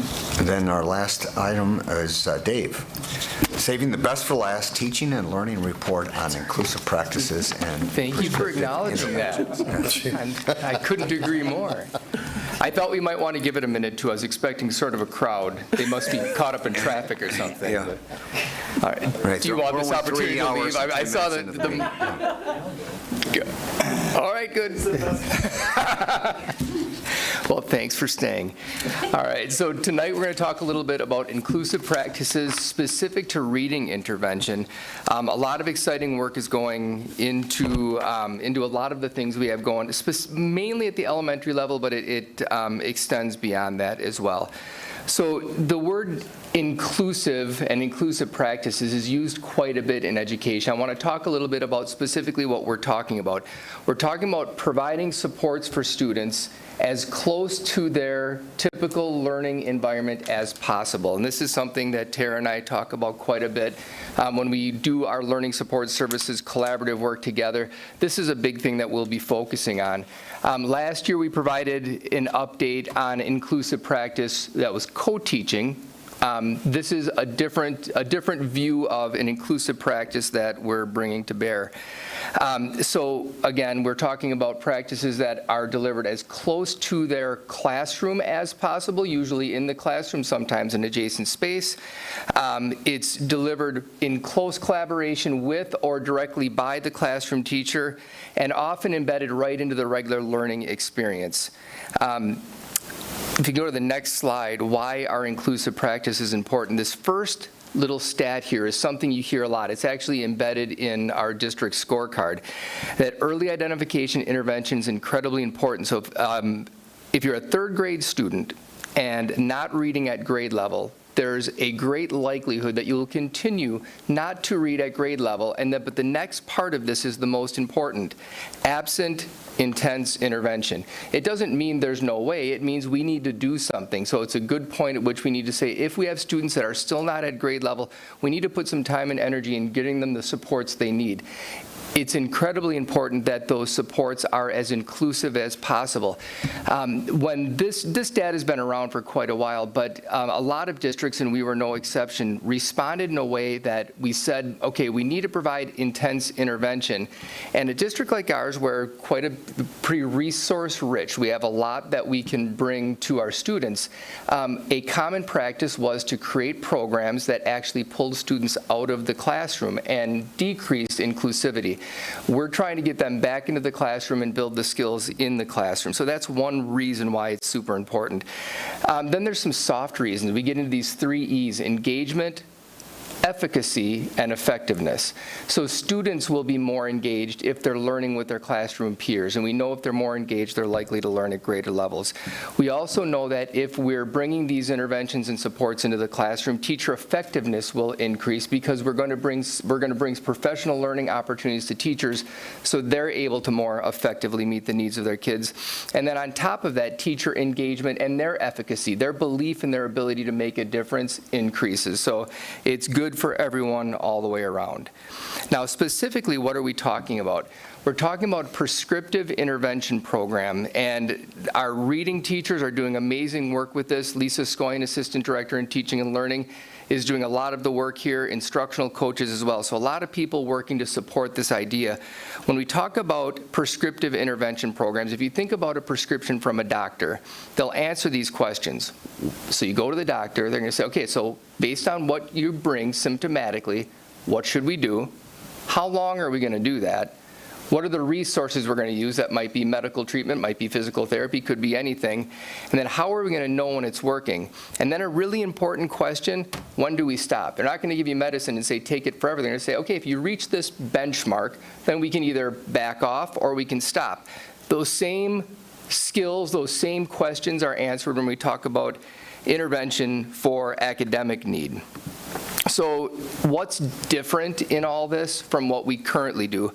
I'm not going to read through in every bullet point here, but essentially what we're talking about is changing to a system where students are more engaged in the classroom experience. I'm going to highlight a few. Reading specialist, I think, is the most important one. Reading specialists are our most highly trained and skilled practitioners when it comes to reading instruction, but also reading diagnosis. So we want to put them in the best position to offer the most support possible. So instead of the reading teacher serving primarily as an instructor working with small groups, they'll still be doing that some of the time, but we want to free up their capacity so they're also increasing the impact of classroom teachers by training them. They're the ones that will be giving the prescription. So in this comparison, the reading specialist is the doctor saying, okay, so you're coming with the student saying these are the needs. We're looking at the diagnostic information we get from FastBridge and a variety of other assessment screeners that we use and saying this is what this student needs. Why don't you try this for 6 weeks, use this specific program, and then we're going to keep an eye on things. We're going to track, we do what's called progress monitoring. Every week, we're going to be looking at the data, seeing if we're moving in the right direction. And about every 6 weeks or so, might be longer, might be a little bit shorter, depending on the student and the circumstances, take a really deep dive and say, is this working and do we need to adjust? This, again, increases the teacher impact, increases inclusivity because this is happening as much as possible in the classroom. It's funny, I was thinking I was working with Matt and some of his associates, and just in talking about what might a school look like if we were to end up going to referendum, we're talking about these inclusive spaces. How do we make sure we're not creating schools where we inadvertently create segregation by creating intervention spaces scattered throughout the school as opposed to bring them to the classroom? So if we are offering additional support, it's happening with the classroom teacher in mind. So that's a quick overview of what's different. But some of the goals that we're talking about, if you want to go to that next slide, thank you very much. Again, we talked about teacher self-efficacy. It's incredibly important that we would support teachers in this. This is not a cancel programs, canceled service, or reduction of support. This is using all those same resources but reallocating them. But one of those reallocations of resources has to be to the professional learning of teachers so they feel that they're gaining their skills. This isn't just pushing the kids back in without support. The other thing is that one of the goals, as you know, we have an achievement gap in reading that we're trying to close.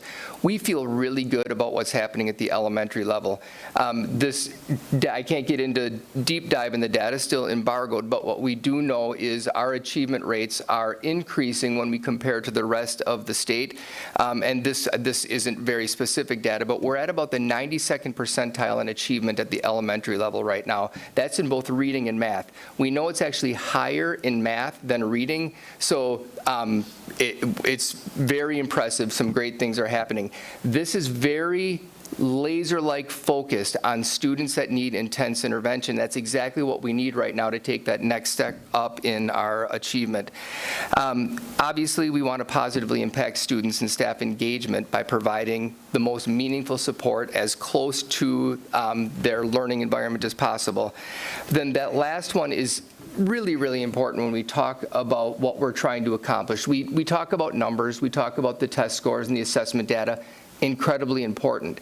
But we also know that if students learn to love to read, they're going to continue to read, they're going to continue to learn to grow, and all of a sudden all that intervention support becomes less important because they're going to learn more in a more natural setting that is engaging and supportive of where they're going. Teachers are excited about this work. The reading teachers, again, doing a great job. Next month, we'll be bringing a report on the science of reading, which is a little more general than this, but a really exciting initiative that we're kicking off that will complement this because it will add some tools to the teacher's tool belt that will help them meet the needs of all of our kids. What questions do you have? Anyone? Anyone have questions or comments for Dave? Dave, I want to thank you for your report. Sounds like, we're doing good things in that regard, and I like the idea of focusing instead of, broad brushes. So that's great. All right. Not seeing any other questions. Thank you again for the report, and I'll entertain a motion to adjourn. So moved. Second. All right, we have a motion by Rob, second by Heather. All those in favor indicate by saying aye. Aye. Those opposed say nay. It's unanimous. We are adjourned.